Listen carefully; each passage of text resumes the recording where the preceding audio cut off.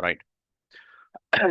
तो चलिए देखते हैं कि हम कहाँ से स्टार्ट किए अपनी लाइफ, जो अपनी कैरियर है कहाँ से स्टार्ट किए।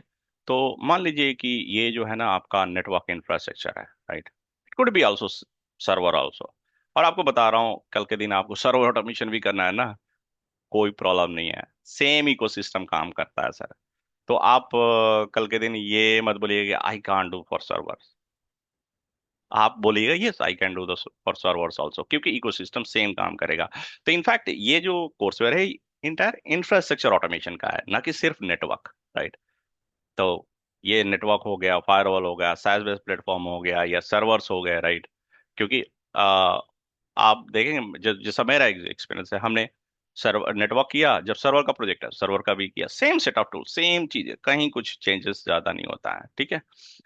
हाँ, हो सकता है कि माइक्रोसॉफ्ट का हो तो थोड़ा सा पावर शेल मॉड्यूल्स यूज कर लेते हैं, है ना।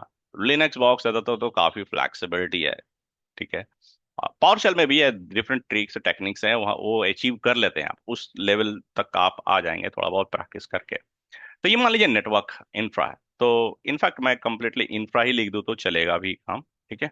इंफ्रा, आपने कैसा इंटरेक्ट किया, ये जो भी वेंडर है जैसा सिस्को है या जूनिपर है, इनके जो टेक्नोलॉजीज हैं, उनके टेक्नोलॉजीज के से इंटरेक्ट करने के लिए, अगर मान लीजिए 2 डिकेट्स बैक क्या था सर इंटरफेस, यहाँ इंटरफेस था, वो है SSH, क्या था sir, SSH telnet, I mean command based interaction था, CLI, है ना सर।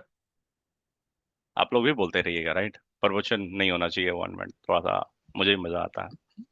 तो आप यहाँ पे रहते थे, है ना, और यहाँ से CLI कमांड यूज करते थे और आप इंटरेक्ट करते थे।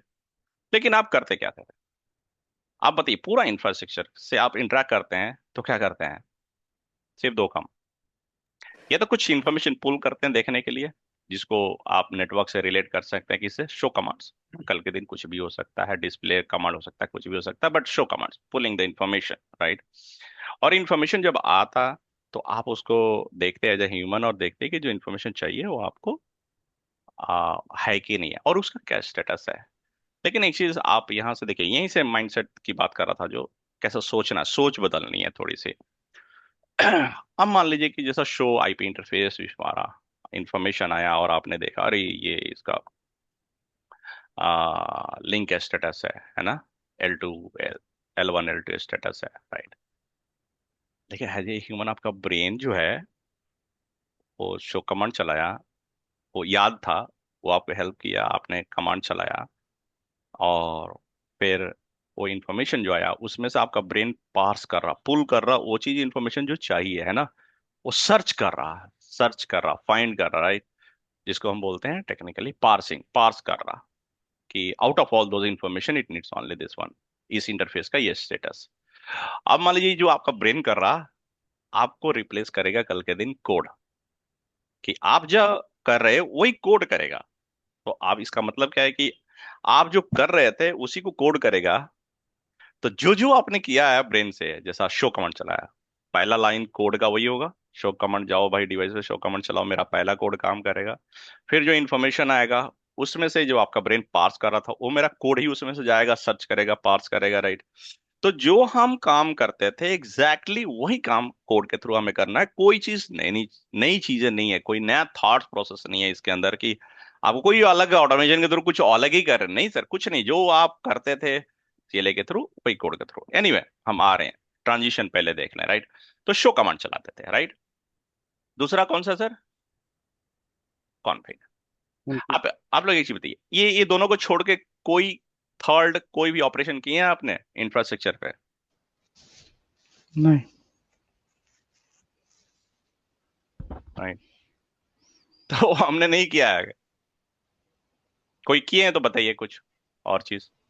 ये तो शो कमांड चलाते ही कॉन्फ़िगरेशन कुछ करते हैं आप, है ना। बिल्कुल सही। तो कल के दिन ऑटोमेशन करेंगे, कोड लिखेंगे, तो कोड भी तो दो ही काम करेगा ना, आपको हेल्प करेगा शो कमांड चलाने के लिए, आपको हेल्प करेगा कॉन्फ़िगरेशन करने के लिए, राइट। तो ये जो दो चीजें हैं, इसी पे आप शो कमांड्स कब कब चाहिए होता है, आपको कोई चीज ऑडिट करना है। तो फॉर एग्जाम्पल आपको आज दिया जाए कि 1,000 डिवाइसेस पे सर्टिफिकेशन सर्टिफिकेट्स का स्टेटस देखना है, उसकी वैलिडिटी निकालनी है आपको। तो क्या करेंगे, हर डिवाइस वे के करके जाएंगे, शो कमांड चलाएंगे और आप देखेंगे वो इन्फॉर्मेशन पास करेंगे और एक रिपोर्ट बनाएंगे आप मैनुअली। वो चीज़ कोड करेगा, ठीक है। क्या करेगा, जाएगा इन्फॉर्मेशन लेगा, पास करेगा, रिपोर्ट एक्सेस पर राइट करेगा, एक जगह पुश भी कर देगा, ईमेल भेज देगा, जो भी आपको चाहिए, राइट।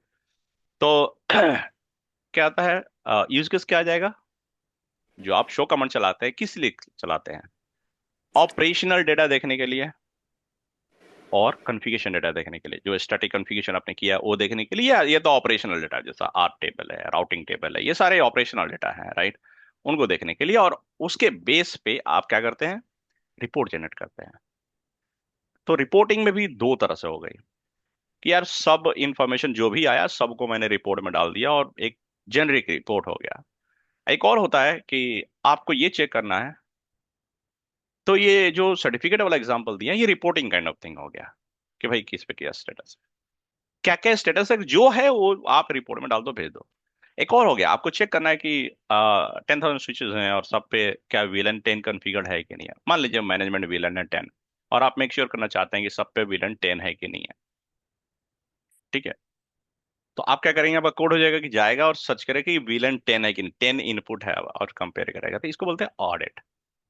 क्या आप ऑडिट कर रहे हैं, आप लोग बेहतर जानते हैं, ऐसा नहीं है कि मैं आपको नया बता रहा हूँ, मुझे ये चीज पता है कि आपको पता है, लेकिन just I am trying to relate. तो उसको क्या बोलते हैं, ऑडिट कर रहे हैं कि वीलन 10 सब जगह अवेलेबल है कि नहीं है ना। ये इंटरफेस का डिस्क्रिप्शन है, आप करना चाह रहे हैं, जाके चेक करना चाह रहे हैं कि उस डिस्क्रिप्शन में कोई टैग लगा हुआ कि नहीं, कोई वर्ड है कि नहीं है। तो दैट्स काइंड ऑफ ऑडिटिंग, ठीक है। तो शो कमांड दो दो चीज करता है, आपको हेल्प करता है, रिपोर्टिंग एंड ऑडिटिंग। और ये बताइए, ये बहुत बड़ा काम है कि नहीं नेटवर्क इंफ्रास्ट्रक्चर का, कैसा, जब मल्टीपल डिवाइस है बिल्कुल हेल्प करेगा है ना। Automation, yes. अदरवाइज टेक तो मोर टाइम। उस तो ये एक यूज के, तो मैं ये कहना चाह रहा हूं कि जो आप करते आए हैं ना वही काम ऑटोमेशन के थ्रू करना है। ऑटोमेशन पढ़ के कुछ कोई अजूबा चीज नहीं करते हैं हम, माइंडसेट वही होता है हमारा कि मुझे क्या चाहिए, तो बस ये आपके जगह आपका कोड करता है, ठीक है। तो एक यूज केस में अगर वो यूज केस पूछेगा what's the use case of automation, तो क्या बोल सकते हैं आप। तो आपका वो जाकर रट्टा नहीं मारना, शो कमांड याद रखना कि अरे ये दो ही चीज होता है, शो और कॉन्फिग। तो मैं जो यूज केस दूंगा ऑटोमेशन का, ये दो ही चीज से दे सकता हूं, क्योंकि ये दो ही चीज पॉसिबल है, तो मेरा कोड भी दो ही चीज कर सकता है, राइट। तो show command, audit and reporting, ठीक है। दोनों शो कमांड में आ गया। कॉन्फिग, तो कॉन्फिग चेंजेस, क्या चीज, विलन कॉन्फ़िगरेशन करना है। पॉलिसी, फायरवॉल्स की पॉलिसी, अरे सर रोज ही कितने टिकट्स आते हैं, है ना सर। अरे हंड्रेड्स ऑफ टिकट्स कम से कम आते हैं चेंजेस के, ये चीजें है ना। अगर नेटवर्क बड़ा है, ज्यादा है ना, यूजर्स हैं तो ज्यादा रिक्वेस्ट आएंगे। और एक चीज बताइए, सब क्यू, हमेशा क्यू में टिकट रहता ना सर, फायरवॉल पे पॉलिसी चेंजेस करने की। मान लीजिए लार्ज यस। इंटरप्राइजेस की बात कर रहा हूँ, है ना। और एक चीज बताइए, रोज एक ही काम आपका, जाके लॉग इन करो और वो पॉलिसी जो है ना, रिक्वेस्ट जो है, आईपी वाइट लिस्टिंग करो या अलाउ करो, है ना, चीजें उसके लिए फिर पॉलिसी देखो। यही काम आप एक कैटलॉग फॉर्म बना सकते हैं, बोला भाई कहाँ से कहाँ आपको एक्सेस चाहिए, क्या चेक करना है, रिक्वेस्ट सबमिट करेगा और मेरा ऑटोमेशन सिस्टम जाएगा चेक करेगा कि भाई कौन से, अगर पॉलिसी आईडी दिया हुआ है तो जाकर उसी पॉलिसी में वो चीज़ें, कोई सर्विस वेट लिस्ट करनी है वो कर देगा बंदा, है ना। और कोई सोर्स ऑब्जेक्ट अपडेट करनी है वो कर देगा, डेस्टिनेशन ऑब्जेक्ट अपडेट करनी कर देगा। अगर सोर्स ऑब्जेक्ट जो है वो एग्जिस्ट ही नहीं करता है तो क्रिएट करेगा फिर ऐड करेगा। तो ये सारा काम हम ऑटोमेशन से कर सकते हैं। तो ये कॉन्फ़िग चेंजेस के में आ गए ना से यूज केसेस। तो कॉन्फ़िग चेंजेस में तो ये भरमार के चीज आएंगे, जो भी आप कॉन्फ़िगरेशन चेंजेस तो सारे यूज केसेस है, राइट। तो इसीलिए यहाँ पे अगर हम बात करेंगे कि मान लीजिए F5 का है, जी स्केलर का है, आप अल्कीरा का हो, कोई भी चेंजेस जब आपको करना चाह रहे हैं, तो जब उस पे आप काम कर रहे हैं तो आपको पता है कि डेली या मेरा यूज केस क्या है, मेरा क्या काम करता हूँ, एग्जैक्टली वही यूज केस बन जाएगा यहाँ पे, और उसी के कोड के थ्रू करेंगे। तो हो सकता है आप लोगों में कोई दूसरे, कोई चीज, कोई एसीआई प्लेटफॉर्म पे काम करता हो, कोई एफआई पे काम करता है, कोई फायरवॉल पे काम करता हो। तो आपके यूज केस आपके हिसाब से आप कर सकते हैं चीजें। क्यों? कुछ भी कर सकते, क्योंकि जो इंटरफेस है वो सेम है, रेस्ट एपीआई। तो F5 हो, फायरवॉल हो, SD WAN हो, ACI हो, सबके सब इंटरफेस सारे रेस्ट एपीआई सपोर्ट करते हैं। पेलोड कंस्ट्रक्ट करना ऑलमोस्ट सेम रहता है, थोड़ा वेंडर टू वेंडर होता है कि वो क्या क्या इनपुट ले रहा है, राइट, और क्या क्या चेंजेस करनी है, उसके हिसाब से थोड़ा सा बॉडी चेंज हो जाता है, लेकिन almost is going to be more और लेस सेम। तो अब जैसे F5 विप जो है ऐड करनी है, पूल्स मैनेज करनी है, नोड्स मैनेज करनी है, यही सब चीजें आएगा ना सर। सर्टिफिकेट इंस्टॉल करनी है, बैकअप लेनी है, क्या सर? एग्री। तो यही काम हम करेंगे, ऑटोमेशन। तो अगर आप कोई पूछे कि ऑटोमेशन यूज केस क्या है, तो वही है सर जो काम करते हैं। तो जो आपका, मान लीजिए 5 ईयर से काम कर रहे हैं आप F5 पे, F5 पे आपने जो जो प्रोजेक्ट मेंशन किए ना sir, after learning this you can convert that projects into your automation projects, right. और आप अपने रिज्यूमे में लिख के आप यू कैन प्रूव दैट। तो जो जो प्रोजेक्ट आपने लिस्टिंग किया, समझे सब यूज केस होने जा रहा है ऑटोमेशन के लिए, कि वो चीज को आप ऑटोमेशन के थ्रू। हाँ, लेकिन एक चीज है, we don't automate everything, we automate wherever we can create value. क्योंकि ऑटोमेशन से अगर वैल्यू क्रिएट नहीं हो रहा, तो जैसे चल रहा है उसे चलेंगे, क्यों कंपनी एक्स्ट्रा आपको मैन आवर्स लगाएंगे, राइट सर। तो बहुत सारी चीजें हैं, सबसे पहले प्रायोरिटाइज करना वैल्यू, तो इसके बारे में हम बाद में बात करेंगे। कोई प्रोजेक्ट आता है, तो अगर आप ऑटोमेशन आर्किटेक्ट हैं, है ना, तो आप कैसा उसको प्रायोरिटाइज करेंगे और वैल्यू कैलकुलेट करेंगे, जो बहुत बड़ी चैलेंजिंग चीजें होती हैं किसी भी ऑर्गेनाइजेशन में, ठीक है। तो यहाँ पे एंड प्लेटफॉर्म कुछ भी हो सकता है। चलिए, तो ये था थोड़ा सा हमें फोकस किया कि क्या कर सकते हैं। तो मुझे लग रहा कि मोर और लेस आपको आइडिया आ गया है ना sir. Any questions? We good. Nothing for now sir. और ये जो सेशन से जितने काफी इंटरेक्टिव होते हैं सर, प्रवचन मैं नहीं देता हूँ, ये फर्स्ट क्लास सेकंड क्लास थोड़ा सा लगेगा कि ज्यादा प्रवचन दे रहा हूँ, लेकिन ये पूरा इंटरेक्टिव होते हैं। छोटा सा कॉन्सेप्ट पढ़ते हैं, प्रैक्टिस करते हैं, यहीं पे शेयर करते हैं, काफी कोलेबरेट करते हैं इस चीजों को। तो आप लोग ये मत सोचिएगा कि वो खाली प्रवचन सुनने जाना है मुझे, नहीं सर। पूरा इंटरेक्टिव होना चाहिए। क्वेश्चंस कभी भी वेट मत कीजिए क्वेश्चन की, मैं, आप ही मुझे इंटरप्ट कर सकते हैं। बहुत सारे लोगों को थोड़ा सा पसंद नहीं आता ये चीजें, लेकिन मुझे मानना है कि मैं फिर हैंडसन 4 जा सकता हूँ, लेकिन क्वेश्चन अगर किसी के ब्रेन में आ गया, तो पता नहीं, आई मे बी रॉन्ग, बट मेरा माइंडसेट है कि मेरे ब्रेन में क्वेश्चन है, तो सामने वाला क्या बोला मुझे समझ ना, सुनने आता ना समझ में आता है। तो पता नहीं, उसी बेस पे मैं बोलता हूँ कि जब क्वेश्चन आए, स्टॉप में देयर। हाँ, कॉन्टेक्स्ट में हो तो ज्यादा बेटर होगा, राइट। तो आप पूछिए, हम स्टॉप होंगे, आपको आंसर क्लियर करेंगे, और देन विल मूव फॉरवर्ड। हाँ, थोड़े लोगों को होता है कि यार चलो कंप्लीट हो गए पूछते, तो आप जैसा लाइक करें, अगर आप क्वेश्चन लिख के भूल सकते हैं तो you can do, you can ask me later, but there is nothing kind of come some rules और प्रोटोकॉल्स की आपको सेशन के बाद में क्वेश्चन पूछेंगे, नहीं सर। हमेशा हम इंटरेक्टिव रहेंगे, राइट। तो चलिए, CLI इंटरफेस, एक चीज बताइए, वही you able to connect with the SSH? CLI से क्यों इंटरेक्ट कर पाए हम डिवाइसेस, नेटवर्क डिवाइस? क्योंकि उन्हीं लोगों ने बनाया था ना इंटरफेस हो सर, राइट। कि भाई मेरे डिवाइस से, मेरे इन्वर्टर से आप SS से कम्युनिकेट कर सकते हैं। ये डेवलपमेंट है जो डिवाइस साइड है। आउटर स्विचेज में जी कुछ कोडिंग है ना सर, जो आप SS करते हैं तो इंटरेक्ट करता है प्रोटोकॉल के थ्रू, राइट। तो उन लोगों ने बनाया, तब जाकर हमने SSH किया। क्या हुआ नेक्स्ट? फिर यही वेंडर्स क्या है कि भाई, GUI। एक तो SSH तो था ही, ये टेलनेट, एक और इंटरफेस ला लिया, क्या चीज? गुई, राइट। और आपने बड़ी इत्मीनान से गुई पे ट्रांजिशन किया। हर लोग देखो, CLI जो एंजॉय किए हैं, गुई अभी भी वो लाइक नहीं करते हैं। मैं भी नहीं लाइक करता हूँ सर।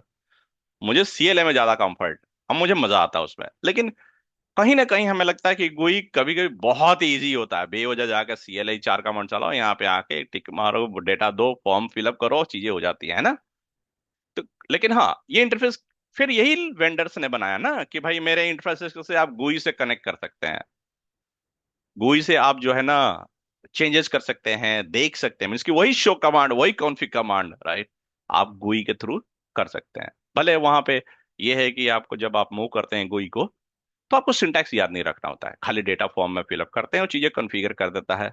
हाँ, कुछ शो, आपको कुछ देखना है तो वहां पे ऑप्शंस होते हैं, वो आप देख सकते हैं वहां से। आपको शो कमांड याद रखने की जरूरत नहीं है।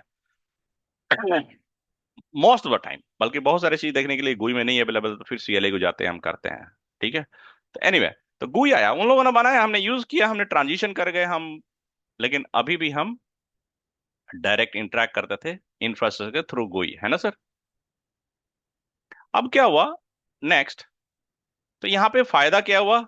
यहाँ पे तो CLI में हमारा था कि we have to remember the syntax part, right, and आपको डेटा भी देना है। Like for example, if you are configuring router BGP, right, router BGP 100 autonomous system number, right, या router OSPF process ID, right. तो इसमें ये तो syntax है, ये डेटा है ना सर।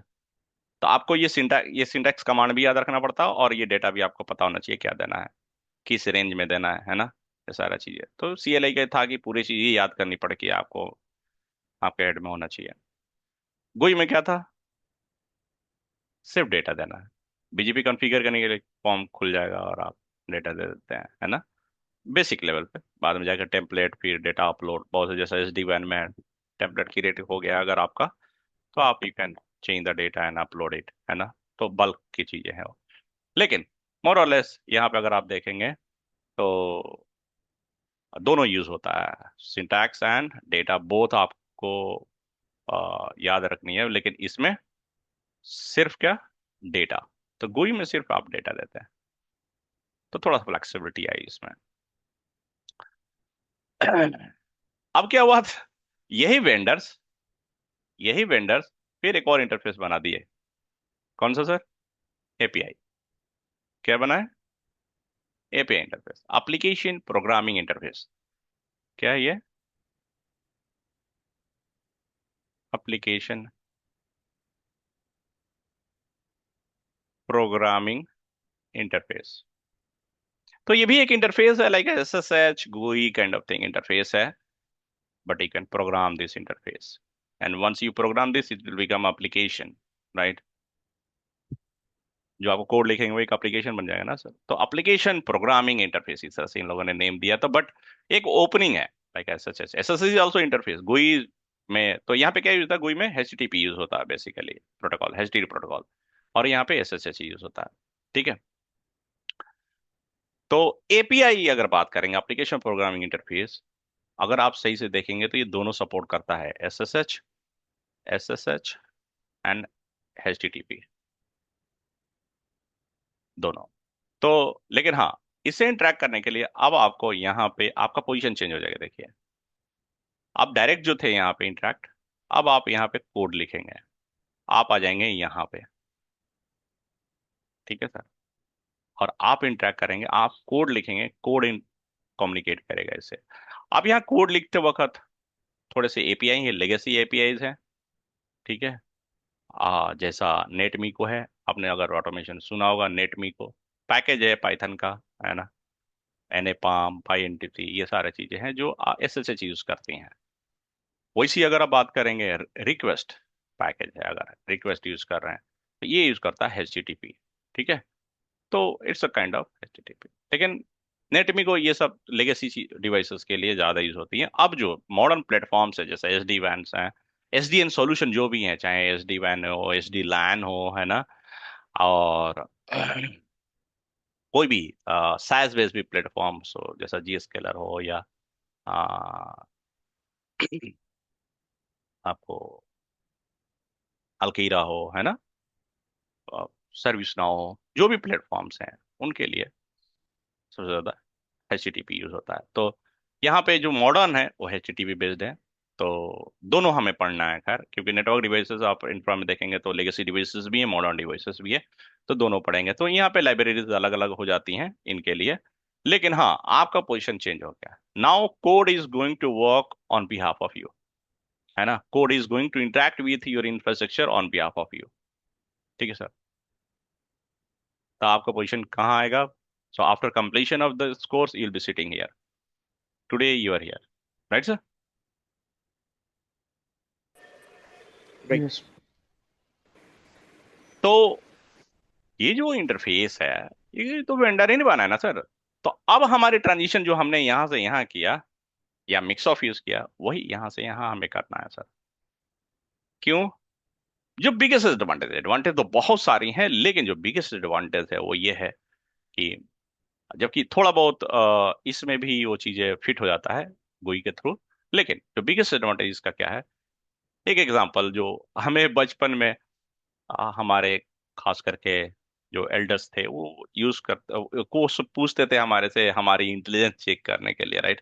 क्या पूछते थे क्वेश्चन कि बेटा बताओ, एक धोती आधा घंटे में सूखती है तो 100 धोतियां कितने घंटे में सूखेंगी? हाँ, एक क्वेश्चन आप लोगों से पूछा गया है कभी? हाँ सर, ऐसे क्वेश्चन पूछते थे। है ना? हाँ तो जी, हाँ जी। अब हम बच्चे रहते तो हम बोल देंगे चलो आधा घंटा में एक धोती सूखती है तो 10 धोती जो है ना 5 घंटे में सूखेगी, हमने, है ना? तो हम्म। उनको उस टाइम तो हंसते वो हमारे एल्डर, है ना, बोला बच्चे को अभी और चाहिए, है ना?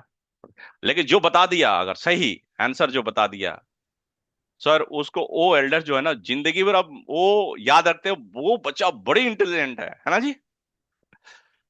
बहुत शार्प दिमाग का, बहुत तेज है। जो नहीं बताया, अरे पढ़ेगा, अच्छा करेगा, ठीक है, चलो हंसने ये करके कर देते हैं।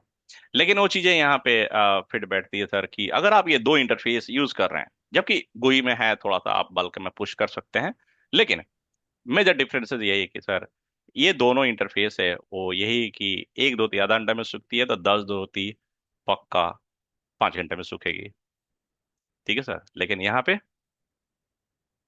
एक धोती आधा घंटा में सूखती है तो 1000 धोतियां भी आधा घंटे में सूखेंगे, आइडियली, आइडियली, है ना? क्योंकि ये होता नहीं है, ठीक है? थोड़ा सा गैप आता है, एडिशनल रहते हैं, क्योंकि थ्रेड्स आएंगे बाद में, हम बात बात करेंगे उसके बारे में। तो कोड के थ्रू क्यों, कोड के थ्रू क्या करेगा, मल्टी थ्रेडिंग एनेबल है आपके कोड में, तो एक डिवाइस पे जाएगा, पैरेलली हर डिवाइस पे कनेक्ट कर सकता है ना सर? भले 1000 डिवाइस के लिए 1000 थ्रेड नहीं बनाया जा सकता, क्योंकि सिस्टम भी सपोर्ट करना चाहिए आपका, जहां रन कर रहे हैं कोड उतने थ्रेड्स उसके पास होना चाहिए, राइट? इसीलिए ज्यादा अगर हॉस पॉस के आपके पास मशीनें हैं, ज्यादा प्रोसेसर है, जो कोर ज्यादा है, तो आप ज्यादा थ्रेड्स बना सकते हैं, ज्यादा डिवाइस को एक टाइम पे कर सकते हैं। हाँ, लेकिन ये होता है कि हम 100 है तो मान लीजिए कि 10-10 के या 20-20 के ग्रुप में, है ना, 20 को एट अ टाइम करेंगे, फिर 20 को करेंगे, है ना, फिर 20 को करेंगे। तो ये आपका CPU और हॉर्स पावर के ऊपर है, आपके मशीन के ऊपर सर कितना एट अ टाइम हो सकता है। लेकिन हाँ, आइडियली हम बात कर रहे हैं कि असर एक्चुअली बताइए, धोती सुखाने के लिए आधा घंटा में एक धोती सूखती है, तो 10 धोती को अगर एक ही आदमी डाल रहा सर, तो सर ऐसा था ना 10 धोती एक ही बार डाल देगा? कैसे होता है पॉसिबल? क्या करेगा वो, एक धोती डालेगा, फिर दूसरी धोती डालेगा ना, तीसरी डालेगा, चौथी डालेगा, पांचवी डालेगा, राइट? है कि नहीं? Right sir, right sir. तो जो डालने के टाइम जो एडिशनल टाइम लग रहा है, तो कहाँ आप 10 धोती आधा घंटा में कैसे सूखेगा? हाँ, ये हो सकता 35 मिनट्स लग जाएगा, क्योंकि 5 मिनट्स में वो एक गैप था, है ना? और एक ही हम्म। बताइए, 1000 धोती डालना तो एक आदमी 1000 धोती कितने देर में डालेगा फिर? भले कॉमन टाइम होगा सूखने में, लेकिन डालने में भी टाइम लगे ना। हाँ तो हाँ, एक आदमी की जगह 10 आदमी कर दिए, 10 थ्रेड बना दिए, तो फिर 10-10 के मल्टीपल में या 100-100 के मल्टीपल में डिवाइड करेंगे, तब तो कुछ सेंस बनता है। तो ये ये ट्रेड ऑफ है एक तरह से, है ना, कि your horse power of the your machine versus number of threads, है ना, और नंबर ऑफ टास्क। तो ये ट्रेड ऑफ होता है। तो खैर ये बाद में कर सकते हैं, लेकिन हाँ ये मेजर एडवांटेज है। तो मीनिंग ये है कि सर आप you can do parallel execution in the case of code easily, है ना सर? जबकि GUI में भी रहता है, अगर जाएंगे तो ग्रुप ऑफ डिवाइसेस है, ग्रुप से लेकर लिए कॉन्फ़िगर पुश कर दिए हो जाता है, राइट? लेकिन वहां पे भी थोड़ी सी लिमिटेशन आती है कि सेटिंग जो उसकी जो कॉन्फ़िगरेशन पुश कर रहे हैं उसको आप ऑटोमेटिक कैसे करेंगे, फिर पुश तो कर देंगे ऑटोमेटिक, तो यहाँ पे सब कुछ आपको मिल जाएगा, है ना, सारा कोड। अब ये है कि आप चलते हैं तो यहां से नेक्स्ट अब लेते हैं थ्रू कोड। अभी इसको जा रहे हैं हम एक्सपैंड करना है, ठीक है? दो पर्सपेक्टिव होंगे हमारी, show command, config command, right? उसी के हिसाब से इसको एक्सपैंड करने जा रहे हैं अब हम, ठीक है? चलिए, यहां तक कोई क्वेश्चंस किसी को? तो इसका सबसे बड़ा एडवांटेज है बहुत एडवांटेज है सर। अभी मैं, आप देखिए, अभी यहाँ पे एक और ऐड कर सकता हूँ। भले मैं वहां पे भी जाके मैं बताता नेक्स्ट में, कि मान लीजिए कोड लिख रहे हैं, कोड चेंजेस कर रहे हैं, कोड में कुछ भी चेंजेस कर रहे हैं। क्वेश्चन है कि वो बहुत क्रिटिकल है ना सर, क्योंकि आपका इंफ्रा है। मान लीजिए गलत चेंज हुआ तो पूरा उड़ गया है ना सर। ऑटोमेशन तो डेंजर भी हो सकता है। इसीलिए यहाँ पे रिव्यू प्रोसेस चाहिए होता है सर। अप्रूवल प्रोसेस बहुत जरूरी है, और बहुत ज्यादा इसको ये किया जाता है। ऐसा नहीं है कि जाके, इसीलिए ये जो इन्वायरमेंट्स भी हमें बनानी पड़ती हैं, बड़े बड़े कंपनियां इन्वायरमेंट रखती हैं, डेव इन्वायरमेंट, है ना।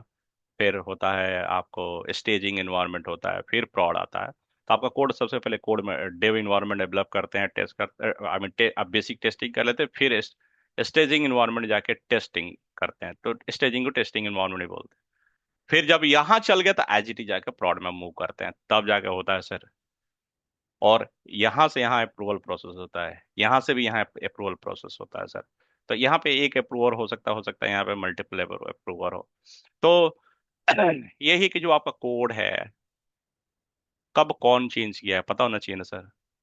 कौन चेंज किया है, कब किया है, क्या चेंजेस किया है, राइट। तो क्वेश्चन है कि अब एक ही कोड है, एक ही फाइल है, तो कैसा मैनेज करेंगे आप उसका वर्जन। आप जैसा रिज्यूमे बनाते हैं, रिज्यूमे एक बनाते हैं, फिर देखते हैं इस कंपनी के रिक्वायरमेंट, तो आप उसी हिसाब से रिज्यूमे बनाते हैं, उसी हिसाब से। तो आप क्या करते हैं, टैग करने लगते हैं ना सर, कि ये मैं इस कंपनी के लिए बना रहा हूँ, इस कंपनी या ये नेटवर्क का, ये सिक्योरिटी का है, कुछ तो आप टैग करना पड़ेगा ना सर। लेकिन अगर आपको मान लीजिए खाली ऐसी ही रहे कि राकेश रिज्यूमे, और आपको उसमें चेंजेस करते जाना है, बाद में आप मान लीजिए एक रिज्यूम बना रहे हैं, एक ही कंपनी के लिए बना रहे हैं मान लीजिए, और उसके बाद आपको चेंज करते जा रहे हैं, लेकिन बाद में यार यार यार ये नहीं ऐड करना था मुझे, चलो मुझे जो पहला था वही करना है। कैसे जाएंगे सर वर्ड डॉक्यूमेंट में? मुश्किल है ना। क्योंकि आप जो जो चेंजेस किए उसका जो है ना वर्जन नहीं रखे हैं आपने, उसकी कोई आईडी क्रिएट नहीं हुई है कि आप उस पर रिवॉर्ड करके फिर जो चाहिए ले लेंगे। तो ये चीजें जो है वर्जन मैनेजमेंट के लिए यहाँ पे टूल है, वो है हमारा गिट प्रोटोकॉल मेन है। और गिट के बेस पे बने हुए बहुत सारे प्लेटफॉर्म है, वो है गिटहब है, गिट लैब है ना, बिट बकेट है। इस तरह से प्लेटफॉर्म्स हैं, राइट। तो ये जो होता है एक्चुअली, अब आपको बता दूं कि आप डायरेक्ट इस कोड से इंटरेक्ट, और कोड ऐसा इंटरेक्ट नहीं करता, बल्कि आप सिस्टम पे जो काम करते हैं, जो ये सिस्टम आ गया यहाँ पे, आप यहाँ पे काम करते हैं, आप पुश करते हैं गेट को, और गेट पे वहां पे जब कोड चेंजेस करते हैं तो टाइम स्टैम्प बन जाता है, वर्जन बन जाता है उसका टाइम स्टैम्प के साथ। और फिर वहां पे रूल्स लगाते हैं हम कि ये वो कोड मर्ज होने से पहले, जो जैसा पहले एग्जिस्टिंग कोड था उसमें मर्ज होने से पहले ये रिव्यू होना चाहिए। तो रिव्यूअर होता है, रूल्स लगाते हैं कि एक अप्रूवल अप्रूवल हो या दो अप्रूवल एटलीस्ट हो। दो एसएमई के अप्रूवल बना देते हैं, फिर वो चेक करेंगे आपको कोड को, तब जाके अप्रूव करेंगे, तब जाकर मर्ज होगा। आप कर नहीं सकते हैं डायरेक्ट मर्ज, अगर आपके पास वो प्रिविलेज नहीं है, नहीं दिया जाता है, तभी रूल लगाया जाता है। सब चीज होता है, फिर अब ये कोड जो है यहाँ पे जो गिटहब पे है, ये फिर आपके सिस्टम पे जो सर्वर होता है, जहाँ से मेन ऑटोमेशन सर्वर है, जहाँ से आपका कोड पुश होता है, उस पे ये रिफ्लेक्ट करेगा जब यहाँ पे मर्ज होती है। क्योंकि ये सिस्टम क्या करेगा, जैसी स्क्रिप्ट रन होने से पहले एक बार सिंक कर लेगा, यहाँ से कोई कोड चेंजेस है तो पुल कर लेगा, और फाइनली ये तब जाके चेंजेस होंगे। तो इसीलिए गिट आ जाता है sir. Is that make sense why you need? तो ऑटोमेशन अगर आप यूज कर रहे हैं तो वर्जन कंट्रोल भी इजी होगा ना सर। नहीं तो देखिए, आज आप GUI से या CLI से करते हैं, हो सकता कोई लॉगिंग टूल हो, लॉग करता हो कि कोई चेंजेस क्या किया है ना, लेकिन फिर भी उतना अप्रूवल प्रोसेस और चीज कोई सिस्टम पे डाल पाएंगे आप? जिसके पास एडमिन राइट्स है जो भी कर लेगा, पता ही नहीं है ना कब किया। करने से पहले रिस्ट्रिक्ट कर सकते हैं क्या आप सर, बताइए। जबकि मुझे लगा 40 मैनेजर में बड़ी अच्छा एक लाया है फ्लो का, कि आप चेंज करने से पहले वो उस मोड में है ना। कौन सा मोड है वो बोल रहा हूँ मैं। तो उस मोड में जाके तो पहले टिकट क्रिएट होगा, फिर अप्रूव होगा, तब जाके आप वो कोड पुश होगा, और जो चेंजेस है पुश होगा। तो चीजें ला रहे हैं लोग, लेकिन जो जेनेरिक टर्म में है अगर हम बात करेंगे, जो मल्टीपल प्लेटफॉर्म्स के लिए काम करेंगे, तो ये फैसिलिटीज नहीं मिलेंगी सर आपको। इसीलिए गेट इंट्रोड्यूस किया गया ऑटोमेशन में, और हमारे कोर्सर में भी है सर, राइट। ये और भी क्लियर हो जाएगा आगे जब मैं बात करूंगा तो। Any questions till this point? All good? Good. Right, let's move to the next one. तो यहाँ पे याद रखिए, शो कमांड, कॉन्फिग कमांड। अब चलते हैं, हम हमें अगर मान लीजिए ऑटोमेशन के थ्रू कॉन्फिग चेंजेस करनी है, ये ना सर एक। अब वो कॉन्फिग चेंजेस यूज केस कोई भी हो सकता है, जो बाद में हम ऑटोमेशन की यूज केस लेंगे, और वही होगा जो आपने किया होगा प्रोजेक्ट्स, है ना, जैसा पहले मैंने हाईलाइट कर दिया उस चीज को। यूज केस वही होता है जो आप डे टू के काम करते हैं। क्यों? क्योंकि दूसरा काम करेंगे ऑटोमेशन से तो कस्टमर के लिए क्या वैल्यू क्रिएट होगा? कुछ भी नहीं। उसको तो वही होगा ना जो डे नाइट आपके पास काम है, बर्डन है, उसी को तो, है ना, हेल्प करने के लिए ऑटोमेशन आता है। तो डेफिनेटली आप दूसरा काम तो करने नहीं जा रहे हैं। तो आप अगर सोचना है, आप जब पढ़ रहे हैं कि मेरा काम कैसा होगा, यहाँ से क्या चीज से मेरा काम हो सकता है ना सर, तो इसलिए बोलता हूँ ये वेंडर एग्नोस्टिक है। क्योंकि हमें इंटरफेस सेम होता है तो मैं काफी जेनरिक पढ़ाता हूँ, जेनरिक कवर अप करता हूँ, है ना, एक स्ट्रक्चर्ड वे में करता हूँ, कहीं भी फिट हो जाएगा सर, राइट। तो प्लेटफॉर्म स्पेसिफिक नहीं है ये कोर्स पे। हाँ, अगर आप, जब हम आएंगे यूज केस करेंगे, तो जो जो लोग जहाँ काम करें वही प्लेटफॉर्म हम डिप्लॉय कर लेंगे ईवीएनजी पे, और वो करेंगे। या सिस्को का अगर कोई प्लेटफॉर्म है आप तो उनके डेवनेट पे भी बहुत सारे अवेलेबल है ना, वो भी हम यूज करेंगे। ठीक है सर, तो काफी मिक्स एंड मैच रहेगा। तो जो जिस में है उसी के स्पेसिफिक यूज केस करवाऊंगा। ठीक है, चलिए। Let's assume now we are going to configure what we should configure. PGP सुने तो है नहीं सब लोग, Yeah. क्योंकि बहुत सारे लोग Right. CCNA वाले, Yes. Yes. है ना। तो कोई भी एग्जाम वीलैन भी ले सकते हैं, बीजीपी ले सकते हैं, कोई भी ले सकते हैं, ऐसा नहीं है बस। तो चलिए लेते हैं, कॉन्फ़िगरेशन करनी है मान लीजिए, वो है router BGP and autonomous system number. तो ये जो पार्ट है, अच्छा एक बताइए, ये जो कमांड है, सिंटैक्स है, ये आपको कौन बताता है कि ये कमांड यूज करना है? सिस्को ही बताता है या देन दैट OEM या वेंडर कोई भी। वेंडर। OEM vendor वेंडर पे yes. कौन कमांड चलाएगा? वेंडर ही बताएगा, राइट। अब हम्म, देखिएगा आप लोग Cisco web guide, sorry configuration hmm, guide, सुने आप लोग सिस्को कॉन्फ़िगरेशन हाँ गाइड? हाँ सिस्को यस। हर कॉन्फ़िगरेशन टेक्नोलॉजी, गाइड वो जब आता है गाइड ओपन कीजिएगा ना, तो सिंटैक्स दिया रहता है, राइट। यस कि मान लीजिए बीजीपी कॉन्फ़िगर करना है तो राउटर बीजीपी मान लीजिए, थोड़ा सा वो लिख दिया नॉर्मल फॉन्ट में, और यहाँ पे जो है ना वो ऐसा लिख दिया कुछ इटैलिक फॉर्म में, है ना, ऑटोनोमस सिस्टम नंबर करके, है ना। नंबर तो हमें क्या समझ में आता है कि यही वाला चेंज होगा, बाकी ये सब फिक्स रहेगा, है ना सर। दैट इसका मीनिंग कि स्टैंडर्ड ये वाला टेम्पलेट डेटा वैरी कर सकता है ना जी, है कि नहीं? बिल्कुल। Right, sir. और जब हम कमांड चलाते हैं तो यही देते हैं, ये तो सिंटैक्स, ये तो मस्ट है देना, है ना। तो इसमें दो चीजें हैं, दो पार्ट है, एक डेटा है और एक सिंटैक्स है। ठीक है। तो अब देखिए, कहीं भी ज्यादा टेक्निकली नहीं सोचना है हमसे। जैसा पाइथन में किचन में पढ़ाता हूँ, मीन्स कि आप जो रियल टाइम में चीजें हैं उससे मैप करो, उसे नेचुरली सोचिएगा तो इजी पड़ेगा।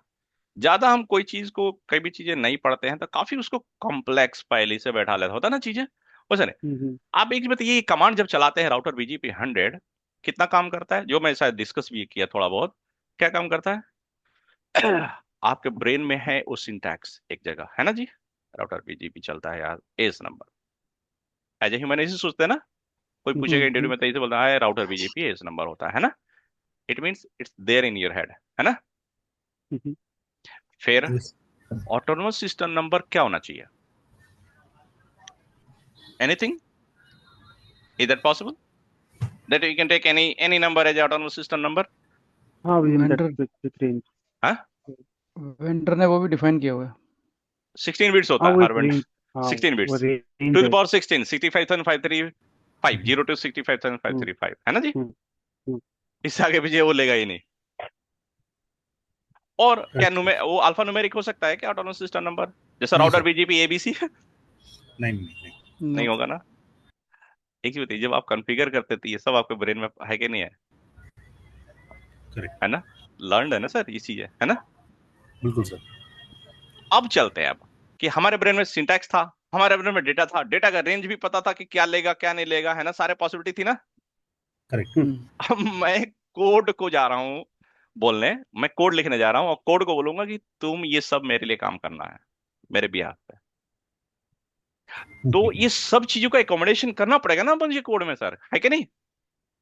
हम्म, क्योंकि हमारे हमारे ब्रेन को, हमारे मेमोरी को वो रिप्लेस करने जा रहा, हमारी जो लॉजिकल चीजें थी और जो एक मेमोरी में जो स्टोर थी, जैसा टेम्पलेट था हमारे मेमोरी में, डेटा था हमारे कि यहाँ पे डेटा आता है और ये वेरिएबल होता है, चेंज कर सकते हैं हम डिपेंड कि जहाँ पे जो कॉन्फ़िगरेशन है नंबर चेंज हो सकता है ना, और इसका रेंज यही होगा, ये सब चीजें हमारे मेमोरी थे। ये सारे कंपोनेंट को कोड में कैसा, क्यों कल के दिन मैं जाऊंगा और खाली डेटा चेंज करूंगा, स्क्रिप्ट रन होगा मेरा, वो चीजें पुश हो जाएंगी, मैं तो कुछ करूंगा ना, जैसा हमने डेवलप कर दिया, जो यूजर हो तो सबमिट करेगा ना, I want to configure router BGP 200, है ना, हम्म, ऑन दिस डिवाइस, इतना देगा इनपुट और बीजीपी कॉन्फ़िगर हो जाना चाहिए उस डिवाइस पे।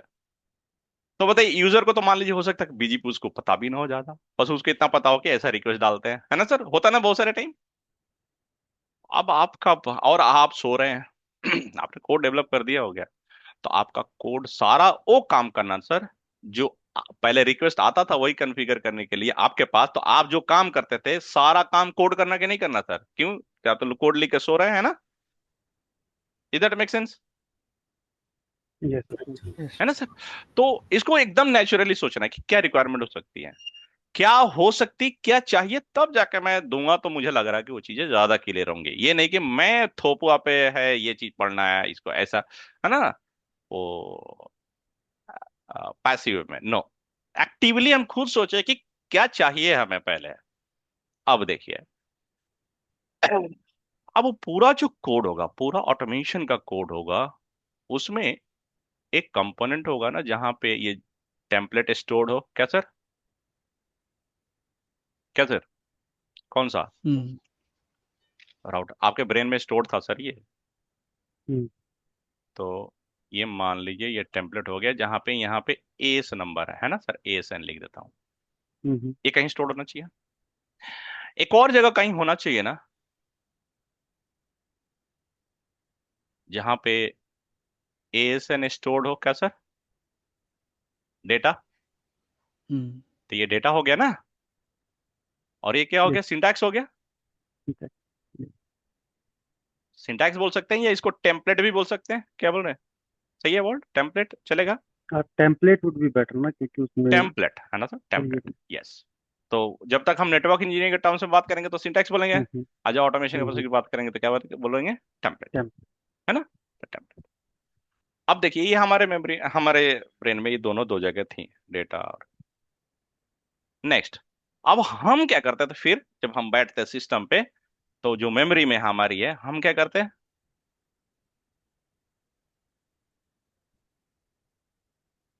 इसे पुल करते हैं, उसकी अपने मेमोरी में, अरे सिंटैक्स क्या था, ये सिंटैक्स है, तो वो समझो आ गया, पुल हो गया, तो सबसे पहले इसको इंपोर्ट करेंगे, किसको, कोड में, टेम्पलेट को, है ना सर, हम्म, इंपोर्ट करेंगे, फिर किस चीज को इंपोर्ट करेंगे, सेकंड, डेटा। डेटा को, ठीक है, ये देखिए हमारे ब्रेन भी ऐसे ही करता है एक्चुअली, इंपोर्ट करेगा क्या चीज को, डेटा को, फिर जब हमें पता चल गया इस सिंटैक्स से ये डेटा है, तब जाके हम कमांड चलाते हैं ना सर, कमांड क्या चलाते हैं, राउटर बीजीपी और 100 चलाते हैं ना, हम्म, इसका मतलब हम्म, अब ये क्या करना चाहिए, मेरा कोड रेंडर करना चाहिए, रेंडरिंग का क्या मतलब होता है, किसी चीज को किसी चीज में डालना, है ना, रेंडर करना, पुश करना, है ना, हम्म, तो ये 100 को उस टेम्पलेट में डालना है, वो इस प्लेस पे डाल देना है, इस प्लेस पे रेंडर कर देना है, तो ये करली ब्रैकेट और इसको रिप्लेस कर देगा, तो इसी को बोलते हैं रेंडरिंग। रेंडरिंग हो जाएगी तो इसका देखने में कैसा दिखने लगेगा सर, फिर ये राउटर बीजीपी 100 ऐसा दिखेगा सर, यस। यस, है कि नहीं, ये टेम्पलेट लाया, ये डेटा लाया, और फिर मेरा थर्ड पॉइंट पे जो कोड लिखेंगे तो हम आज सीखने वाले हैं, वो क्या करना चाहिए, इस डेटा को इस टेम्पलेट में रेंडर कर देना चाहिए। रेंडर कर दिया मान लीजिए, तो ये रिजल्ट आएगा कि नहीं आएगा सर, कॉन्फ़िग, है ना। तो जी। रेंडरिंग का जो आउटपुट है नेक्स्ट सिस्टम में क्या मिलेगा, कॉन्फ़िग, है ना। और कॉन्फ़िग भी हो सकता आप अलग फाइल पे राइट कर दो, अलग जगह रख दो, कॉन्फ़िग जो पुश करनी है। तो अब ये जो कॉन्फ़िग जनरेट हुआ है, यही डिवाइस को जाना है कि नहीं जाना सर, क्या सर। और ये कॉन्फ़िग यस। जनरेट होगा तो यहाँ यहीं पर आएगा ना। तो इसी को तो हम बोलते हैं, मूवी का स्क्रिप्ट होता है सर। मूवी का स्क्रिप्ट क्या होता है, कौन सी चीज कब होगी, है ना सर, पूरा लिखी रहती है हम्म, ना। और वैसे ही हम लिख रहे हैं कि नहीं, इसलिए ये हो गया मेरा स्क्रिप्ट। ये स्क्रिप्ट हम लिख सकते हैं पाइथन में या एनसिबल में। ठीक है सर, मैं आ रहा हूं यहाँ पे दोनों के वर्सेस कौन कब। ठीक है, अब ये जो मैं यहाँ पे लिखा हूँ एक्चुअली ये यहीं पे है, इस स्क्रिप्ट में ही है ना सर, कॉन्फ़िग जो जनरेट हुआ, राइट। हाँ। अब ये कॉन्फ़िग कहाँ जाना है, इंफ्रा को, या राइट। अब ये कॉन्फ़िग पुश करना है इसी स्क्रिप्ट में, तो इसी स्क्रिप्ट में अब एडिशनल स्टेप और आएगा, क्या चीज सर, कॉन्फ़िग पुश, है ना। हम्म, कहाँ पे, इंफ्रा। लेकिन क्वेश्चन है कि यहाँ पे पुश कौन करेगा, ये तो कोड के थ्रू हो रहा। वहां तो एसएसएस था हमारे लिए, क्या सर। हम्म, अगर सीएलआई यूज करे तो एसएसएस था, GUI यूज करे तो एचटीटीपी था, राइट। राइट। तो यहाँ पे पुश करने के लिए ये पुश वाला जो कमांड होगा, सेट ऑफ जो कोड होगा, वो भी तो एसएसएस यूज करेगा, वो भी तो एचटीटीपी यूज करेगा ना सर, है कि नहीं। दो ही पॉसिबिलिटीज है सर, ये दो ही इंटरफेस आए। कोड वाला जो एपीआई वाला, एपीआई के अंदर भी तो या तो एसएसएस जाएगा या एचटीटीपी के थ्रू जाएगा। अभी भी दो ही मेथड है, बस कोड के थ्रू वो एपीआई नया टर्म फ्लोट कर दिए एक तरह से। नहीं तो एसएसएस को जो इंटरफेस हो उसको भी एपीआई बोल सकते हैं, क्यों नहीं बोल सकते। एप्लीकेशन है, एसएसएस तो इतना कॉम्प्लेक्स प्रोटोकॉल है सर, इतना कॉम्प्लेक्स कोड होगा उसका, राइट। भले यही कि हमें बना बनाया मिल जाता है, हम खाली एसएसएस सिंटैक्स लिखते हैं, कमांड लिखते हैं, हो जाता है काम, है ना। तो यहाँ पे पुश करने के लिए या तो वो एसएसएच बेस जाएगा या एचटीटीपी बेस जाएगा, जाएगा ना सर, एचटीटीपी। तो यहाँ पे अगर एसएसएच है तो बने बनाए पाइथन में, जैसा बोला ना, पाइथन क्या है, स्क्रिप्टिंग लैंग्वेज है। यहाँ पे बने बनाए पैकेजेस, पाइथन की कम्युनिटी बहुत बड़ी है सर, इस टाइम बहुत बड़ी कम्युनिटी है। इन्होंने बहुत सारे पैकेजेस बना दिए। नेटवर्क ऑटोमेशन के जो कम्युनिटी है, उन नेटवर्क ऑटोमेशन में जो चीज जरूरत पड़ता है उसके हिसाब से ऑलरेडी पैकेजेस बना के देते हैं सर। लेगो नहीं होता है, लेगो खरीद रही जैसा वो आप यूज कर लें, चीजें अपना कस्टम जैसा यूज करना यूज कर सकते हैं, बना बनाया लेगो। वो लेगो नहीं है, आपको खुद लिखना पड़ेगा कोड। लेकिन अगर खुद किसी ने कोड लिखा है और एज ए पैकेज दे रहा, तो क्यों नहीं यूज करेंगे, वाई यू शुड री इन्वेंट द वेल, राइट। तो यही कॉन्सेप्ट है कि बने बनाए पैकेजेस हैं। तो ऐसे जो पैकेज जो है वो है नेटमी को, आप लोग सुने होंगे, अगर थोड़ा सा क्यूरियोसिटी होगी इसके लिए, तो नेटमी को है, एनए पाम है, कौन कब क्या सब कोर्सवेयर का पार्ट सर, जो भी लिख रहा हूँ सब कोर्सवेयर का पार्ट है, राइट। ये होना भी चाहिए कि नहीं होना चाहिए सर, आप बताइए खुद। हाँ सर, ये तो बेसिक रिक्वायरमेंट है ना, यस सर। By NTC. वही अगर एचटीटीपी बेस्ड है तो यहाँ पे है रिक्वेस्ट, जो मैं पहले भी लिखा था, रिक्वेस्ट लाइब्रेरी है या आ, तो रिक्वेस्ट है, नेट रेस्ट कॉन्फ यूज करता है, एचईएमसी क्लाइंट है, नेट कॉन्फ यूज कर, आएंगे हम उस सब चीजों पे बाद में, अभी जेनेरिक हाई लेवल पे दे रहा हूँ। एनीवे यहाँ पे बहुत सारी लाइब्रेरी जो कॉन्फ़िगरेशन पुश करती हैं यहाँ से, किसको, इंफ्रास्ट्रक्चर को। इसका मीनिंग क्या है सर, आपको डेटा एक जगह रखना है, टेम्पलेट एक जगह, स्क्रिप्ट आप यहाँ पे लिख रहे हैं, राइट। स्क्रिप्ट में ये सारा प्रोसेस है, फिर पैकेजेज आप यूज करेंगे डिवाइस से इंटरेक्ट करने के लिए, ये है इंफ्रा, राइट। एक पॉइंट और, आप तो पढ़े लिखे हैं, हम पढ़े लिखे हैं तो हम जानते हैं कि एस नंबर का रेंज क्या हो जाना चाहिए। कोड में कैसा करेंगे कि मान लीजिए, एक और चीज देखिए, तब फिर मैं आता हूँ यहाँ पे। मान लीजिए कल के दिन एस 200 कॉन्फ़िगर करना है, तो कैसा होगा सर, कोई जाके इसे मान लीजिए 200 करना है, तो ये यहाँ पे 200 डेटा में खाली चेंजेस करना होगा कि नहीं होगा सर? होना होगा ना? ये खाली डेटा में करना होगा। चेंज करेंगे हम्म, और फिर ये स्क्रिप्ट रन हो जाए तो मेरा वो राउटर बीजीपी 200 कॉन्फ़िगर हो जाएगा कि नहीं हो जाएगा सर? हो जाएगा सर। हो जाएगा ना? तो बाद में जब यूज होगा ये ऑटोमेशन जो हम डेवलप किए मान लीजिए अभी, और यूज होगा, तो यूजर क्या चेंज करेगा? सिर्फ डेटा सर, है ना? हम्म, तो कल के दिन जो कॉन्फ़िगरेशन करने के लिए रिक्वेस्ट डालेंगे ना उनको, मान लीजिए कि बीजीपी का ज्यादा आइडिया भी नहीं है, कैसा काम करता है, कैसा सिंटैक्स कुछ भी नहीं है, तो सेमी टेक्निकल भी बंदा है तो वो कॉन्फ़िगर कर लेगा सर। बस आपका सारा प्रोसेस बैकएंड में चलेगा ऑटोमेशन का। लेकिन एक चीज है, वो यूजर है मान लीजिए सेमी टेक्निकल है, उसको मान लीजिए रेंज नहीं पता है, उसने दे दिया 1 लाख, क्या सर? हम्म, तो ये तो 1 लाख भी चले जाएगा सर, और जब जाएगा डिवाइस पे तो फेल हो जाएगा, कॉन्फ़िग हो जाएगा ना? वो इसको एक्सेप्ट नहीं करना चाहिए। यस, तो इसका मतलब क्या है कि इसे, अगर ये रेंज में नहीं है, वैलिड रेंज में, तो इसे रेंडर करना ही नहीं चाहिए। रेंडरिंग रेंडरिंग से पहले ही वो वैलिडेट हो जाना चाहिए, है ना सर? हम्म, इसका मतलब ये जो डेटा है ये यहाँ पे, ये जब डेटा जाएगा रेंडर होने यहाँ पे, मैं यहाँ पे थोड़ा विजिबिलिटी के लिए दिखा रहा हूँ, उससे पहले यहाँ पे वैलिडेट होना चाहिए, है ना सर? हम्म, ठीक है, तो उसके लिए भी कुछ स्कीम्स होना चाहिए, है ना? तो चलिए अब देखते हैं कहाँ पे कौन चीज आएगा। तो अब देखिए, हमारा टॉपिक होगा data formatting language. Data formatting languages, ठीक है। डेटा फॉर्मेटिंग लैंग्वेजेस कौन सा पढ़ेंगे?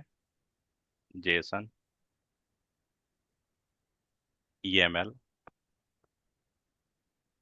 एक्सएमएल, और थोड़े लोग आप लोग जानते हैं जबकि लैंग्वेज में नहीं आती हैं, लेकिन इसके ऑल्टरनेटिव्स भी हैं, वो है सीएसवी है, एक्सएलएस है ना? एक्सेल में भी रख सकता है डेटा, कहीं भी हो सकता है, लेकिन अगर आप ऑटोमेशन इंप्लीमेंट कर रहे हैं तो डेफिनेटली एक्सेल सीएसवी को हम फिर इस वाले में डालते हैं, क्योंकि ये वेल स्ट्रक्चर्ड है, हायरार्किकल है। एक्सेल में और सीएसवी में हायरार्किकल डेटा नहीं रखते देता कि ये डिवाइस है, डिवाइस के इतने इंटरफेस है, इसके इंटरफेस पे ये कॉन्फ़िगरेशन है, उस मोड में कुछ और है। तो हायरार्की मैनेज करना आप लोग जानते हैं ना सीएसवी में। सीएसवी तो बस प्लेन होता है, एक रोज कॉलम्स, राइट सर? हम्म, एक्सेल में भी ऑलमोस्ट वही होता है ना, कि हायरार्की मेंटेन करना। तो यहाँ पे ये वाले जो तीनों है हायरार्की अच्छा देते हैं। तो कोई कोई वेंडर अभी भी एक्सएमएल इंटरफेस देता है। खैर, आप अगर जानते हैं जेसन ईएमएल, तो एक्सएमएल कोई बड़ी चीज नहीं, जबकि मैं कवर करूंगा, ऐसा नहीं है, मैं बताऊंगा। लेकिन मेन जो अभी जो ये होती है एक्सएमएल या सॉरी जेसन या ईएमएल, दो चीज। तो ये आता है डेटा फॉर्मेटिंग लैंग्वेजेस के हेडिंग्स में। ये है सर टेम्पलेट। तो यहाँ पे हम पढ़ेंगे एक और टेम्पलेटिंग लैंग्वेज। टेम्पलेटिंग लैंग्वेज, ठीक है सर? कौन सा? जिंजा 2। जिंजा 2 जो है वो पाइथनिक वर्जन वर्जन ऑफ जिंजा है। जिंजा भी ऐसा ना, जिंजा जो है जेनेरिक है। जो जिंजा है वो जेनेरिक टेम्पलेटिंग लैंग्वेज, जैसा वेब डिजाइनिंग में भी एचटीएमएल जो पेज होता है उसमें डेटा देखते हैं ना, वेबसाइट में बैकएंड से आता है सर्वर से, तो बैकएंड का डेटा रहेगा, और जो टेम्पलेट आपका रहेगा वेब पेज का उसमें रेंडर हो जाता है। तो जिन एचटीएमएल और जिंजा कंबाइन बनाया जाता है टेम्पलेट। जैसे जिन एचटीएमएल का कोड होगा, टैग होगा, और डेटा की जगह जिंजा टेम्पलेटिंग हुई रहती है। वो डेटा आएगा कहाँ? सर्वर से रेंडर होकर आपके वेबसाइट पे पेज पे दिखने लगता है। तो ये जो चीज पढ़ेंगे काफी जेनरिक है, बहुत ज्यादा यूज होंगे, अब बहुत ही अच्छा आपको बहुत हेल्प करता है ये कहीं पे भी, ठीक है। अब हो गया यहाँ वैलिडेशन के लिए सर, ठीक है। तो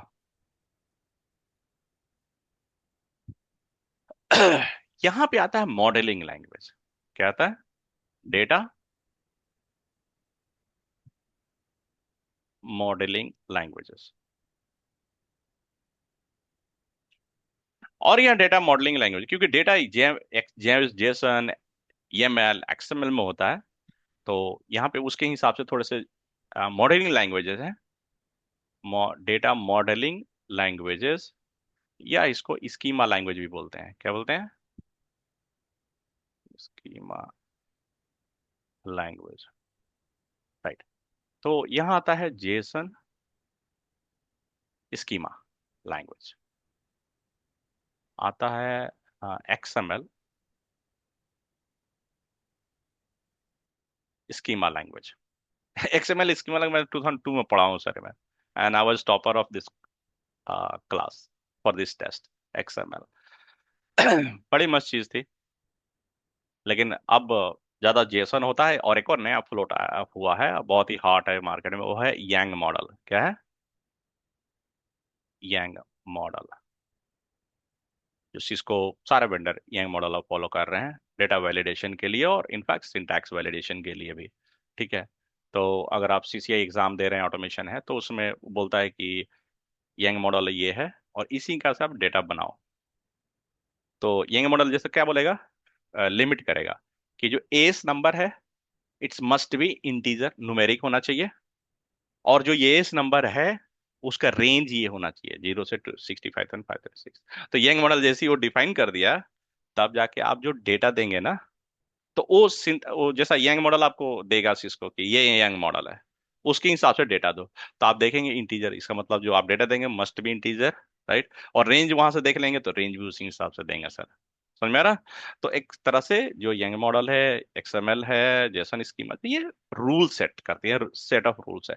लिखने का जो तरीका है जेसन का, एकदम जेसन जो हम पढ़ेंगे उसी फॉर्मूले में लिखी जाती है। तो जेसन आता है तो समझिए स्कीमा भी आप लिख सकते हैं, है ना, कोई चैलेंजेस नहीं है ना। क्योंकि आपको, हम नेटवर्क इंजीनियर है एक्चुअली। ये मैं क्यों बोलता हूँ सीसी ने से भी इजी कोर्स है, या कोई भी प्रोग्रामिंग लैंग्वेज पहले अगर आप पढ़ेंगे उससे ये डिफरेंट क्यों लर्निंग रहेगी, इसका रीजन है। मान लीजिए मेरा बच्चा फोर्थ क्लास में है, उसे बोलूंगा कि पाइथन कोड लिखो कुछ प्रिंट करने के लिए, तड़ से लिख देगा। लेकिन उसको बोलूंगा कि फिबोनाची की सीरीज जनरेट करना है, सर मेरा बच्चा कर पाएगा फोर्थ क्लास में? तो नहीं। हो सकता है पाइथन उसको पता है, लेकिन उसको पता ही नहीं कि फिबोनाची की सीरीज क्या होती है। इसका मतलब उसको प्रॉब्लम स्टेटमेंट नहीं पता है सर, है ना। लैंग्वेज पता है। एक चीज बताइए, हमें इंग्लिश पता है मान लीजिए, और फिबोनाची की सीरीज क्या है पता नहीं है। कैन यू एक्सप्लेन फिबोनाची की series in English? I mean, what the algorithm for Fibonacci series? Can you explain in English? Because you know English, can you explain what's a Fibonacci series? Unless or until you know what is exactly Fibonacci series is. Correct. तो सबसे देख, कोई भी जो programming से जो network engineering में जितने लोग हैं नेटवर्क में, ये वो लोग हैं जिनको कोडिंग पसंद नहीं थी। ठीक है, वो सब नेटवर्क में आ गए जब, राइट। आज जिनको कोडिंग पसंद नहीं, वो सॉफ्टवेयर डेवलपमेंट में चले गए, राइट। लेकिन मैं कहीं ना कहीं इसको, जो हमारे ट्रेनर थे उस टाइम, मैं उनको ज्यादा दोष देता हूं।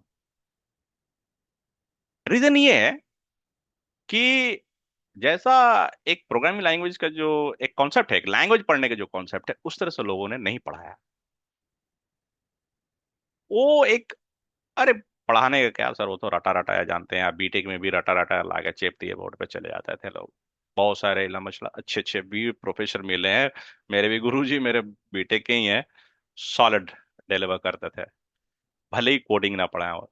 लेकिन कहीं ना कहीं तो होता क्या है कि जब हमें कोडिंग हम पढ़ना सीखे ना, हमें प्रॉब्लम स्टेटमेंट्स क्लियर नहीं होती थी। यार इसका एल्गोरिथम कैसा काम करता है, कैसा ये इक्वेशन है इसका, है ना, उस पे तवज्जो ज्यादा नहीं देते। क्यों?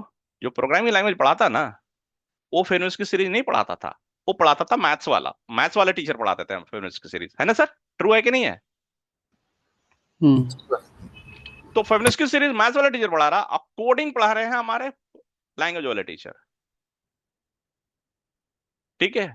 और ऐसा भी होता था, मैं तो फिबोनाची की सीरीज जस्ट एग्जांपल लिया कि प्रोग्रामिंग वाले को मैथ्स वाला इक्वेशन नहीं पता होता था कि कैसा काम करता है, खाली उसको क्योंकि वो लैब वर्क में रहता था, लैब बुक में वो आ जाता था, वो मैथ्स वाले देते ये चीजें, और लैंग्वेज वाले पढ़ाते थे कि इसको कैसा लिखना है कोड। बहुत गैप हुआ करता था सर। मैंने, सर वो देखा हूं मैंने अपनी इंजीनियरिंग में कैसा लोग डिलीवर करते थे। तो मैं बोल रहा हूं कि ये हमारे लिए बहुत इजी है, मालूम क्यों? क्योंकि हम सब नेटवर्क इंजीनियर हैं, मैं भी हूं, आप भी हैं, है ना सर। और नेटवर्किंग के प्रॉब्लम सारे क्लियर है हमें, क्या करना है, सारा प्रॉब्लम स्टेटमेंट क्लियर है कि नहीं सर? हम्म अब हमें क्या पढ़ना है? सिर्फ सिर्फ लैंग्वेज। एक चीज बताइए, मैं ये जो एग्जांपल लिया हूं, मेरे एडवर्टीजमेंट जो मैं तो बहुत ही सर खाली फेसबुक पे वो एक डाल देता हूँ, एक ग्रुप है डाल देता हूँ, बस। और ज्यादा एडवर्टीजमेंट तो मेरा ज्यादा है नहीं। लिंक्डइन पे कभी कभी डाल देता हूँ, लेकिन एक पॉइंट लिखता हूँ, network automation for network and security engineers. वो स्पेसिफिकली लिखता हूँ, क्योंकि मेरा जो प्रॉब्लम हम कराते हैं इसी का करते हैं। ये जेनरिक बहुत सारे इंक्वायरी भी आती है मेरे पास, जेनरिक पाइथन पढ़ाते हैं, मतलब हाँ पढ़ाते हैं। तो सर हमें पढ़ना है पाइथन, मामला क्या किए हो? तो सर मैं ग्रेजुएट हूँ और वो सॉफ्टवेयर प्रोग्रामिंग लैंग्वेज सीख रहा हूँ, तो पाइथन भी सीखना है। मतलब आप नेटवर्क इंजीनियर नहीं है? तो नहीं सर, ये कोर्स आपके लिए नहीं है। आपको एक चीज बताइए, प्रॉब्लम स्टेटमेंट क्या था? कॉन्फ़िगरिंग बीजीपी था ना सर? ये क्या मुझे बीजीपी एक्सप्लेन करने की जरूरत पड़ी आपको? नहीं। नहीं। नहीं क्लियर कट है ना sir problem statement? Before implementation, before writing code, problem statement is very clear, how it should be, how it should look like. इसीलिए बोलता हूं सर, 80% काम तो हो चुका है हमारा प्रॉब्लम स्टेटमेंट। हम सब नेटवर्क के फील्ड के हैं, प्लेटफॉर्म हम जानते हैं एक दूसरे को, है ना? और प्रॉब्लम स्टेटमेंट क्लियर है। OFI विप कम विप बोलते हैं, वो थोड़ी है कि आप कोई दूसरा बंदा ग्रेजुएट हो, खूब पाइथन जानता हो, और उसको बोलो जरा विप कॉन्फ़िगर करो। पुल बनाए, नोट्स बनाए, है ना सर? हम्म। तो सर यही है। एक कंपनी का नाम नहीं लूंगा, वहां पर लोगों ने 2 IITian को हायर किया सर, दिल्ली IIT से, नेटवर्क ऑटोमेशन के लिए। 6 महीने तक स्ट्रगल किए सर, पहले कि नेटवर्क समझाएं उनको ताकि कोडिंग लिखें। हाँ सर हाँ हाँ। वो एक्सपर्ट थे, दे आर, है ना? हम डाउट नहीं कर सकते if they are from IIT, right? लेकिन सर जो प्रॉब्लम स्टेटमेंट उसको समझना पड़ेगा ना सर, करेक्ट सही करेक्ट। है ना सर? तो ये बहुत बड़ी चैलेंजिंग होता है sir. Knowing language doesn't mean that you can do the thing if the those things are problem statement not clear. तो ये इसलिए बोलता हूँ बहुत इजी और बहुत इंजॉय करते हैं सर, हम सब इंजॉय करते हैं इस कोर्स वेयर को। क्यों? प्रॉब्लम स्टेटमेंट मेरे को भी टेंशन नहीं रहता, आपको भी टेंशन नहीं रहता, खाली कोड सिखाना होता है सर बेसिक हमें, ताकि आप कोड लिख लो उसको। ठीक है, अब चलिए। ये सब क्यों आया, ये क्लियर हुआ सब? जिंजा क्यों आया? सिंटैक्स जिंजा पढ़ना चाहिए हमें। ये पढ़ना है क्योंकि डेटा स्टोर करेंगे हम। ये ये पढ़ना है जो बहुत ईजी है, अगर आप ये जानते हैं तो ये कर सकते हैं ना। और उसके बाद क्या सीखना है सर? पाइथन और ये एनसेबल, और पाइथन एंड एनसेबल, है ना सर? ठीक है, आता हूं, हम्म वो डिफरेंट कन्वर्सेशन है पहले। तो सर ये स्क्रिप्टिंग लिखना आना चाहिए ना, है कि नहीं? तो जब हम सीखेंगे, ये सीखेंगे, सब सीखेंगे, ये जितना है सब, नेटमिको, रिक्वेस्ट, इंफ्रा, सब ये जो इतना है सर सब सीखना है। पढ़ना एक चीज बताइए, कोई ऑप्शन है कि इसमें एक चीज ना सीखे तो हम कल ऑटोमेट कर पाए कॉन्फ़िग के लिए? नहीं ठीक है, नहीं। हाँ। भले ही जाके आगे जैसा साइज बेस्ड प्लेटफॉर्म से API रोबस्ट है, हो सकता है जिंजर टेम्पलेटिंग हमें ना चाहिए, क्योंकि HTTP में हमें टेम्पलेटिंग नहीं चाहिए। क्यों?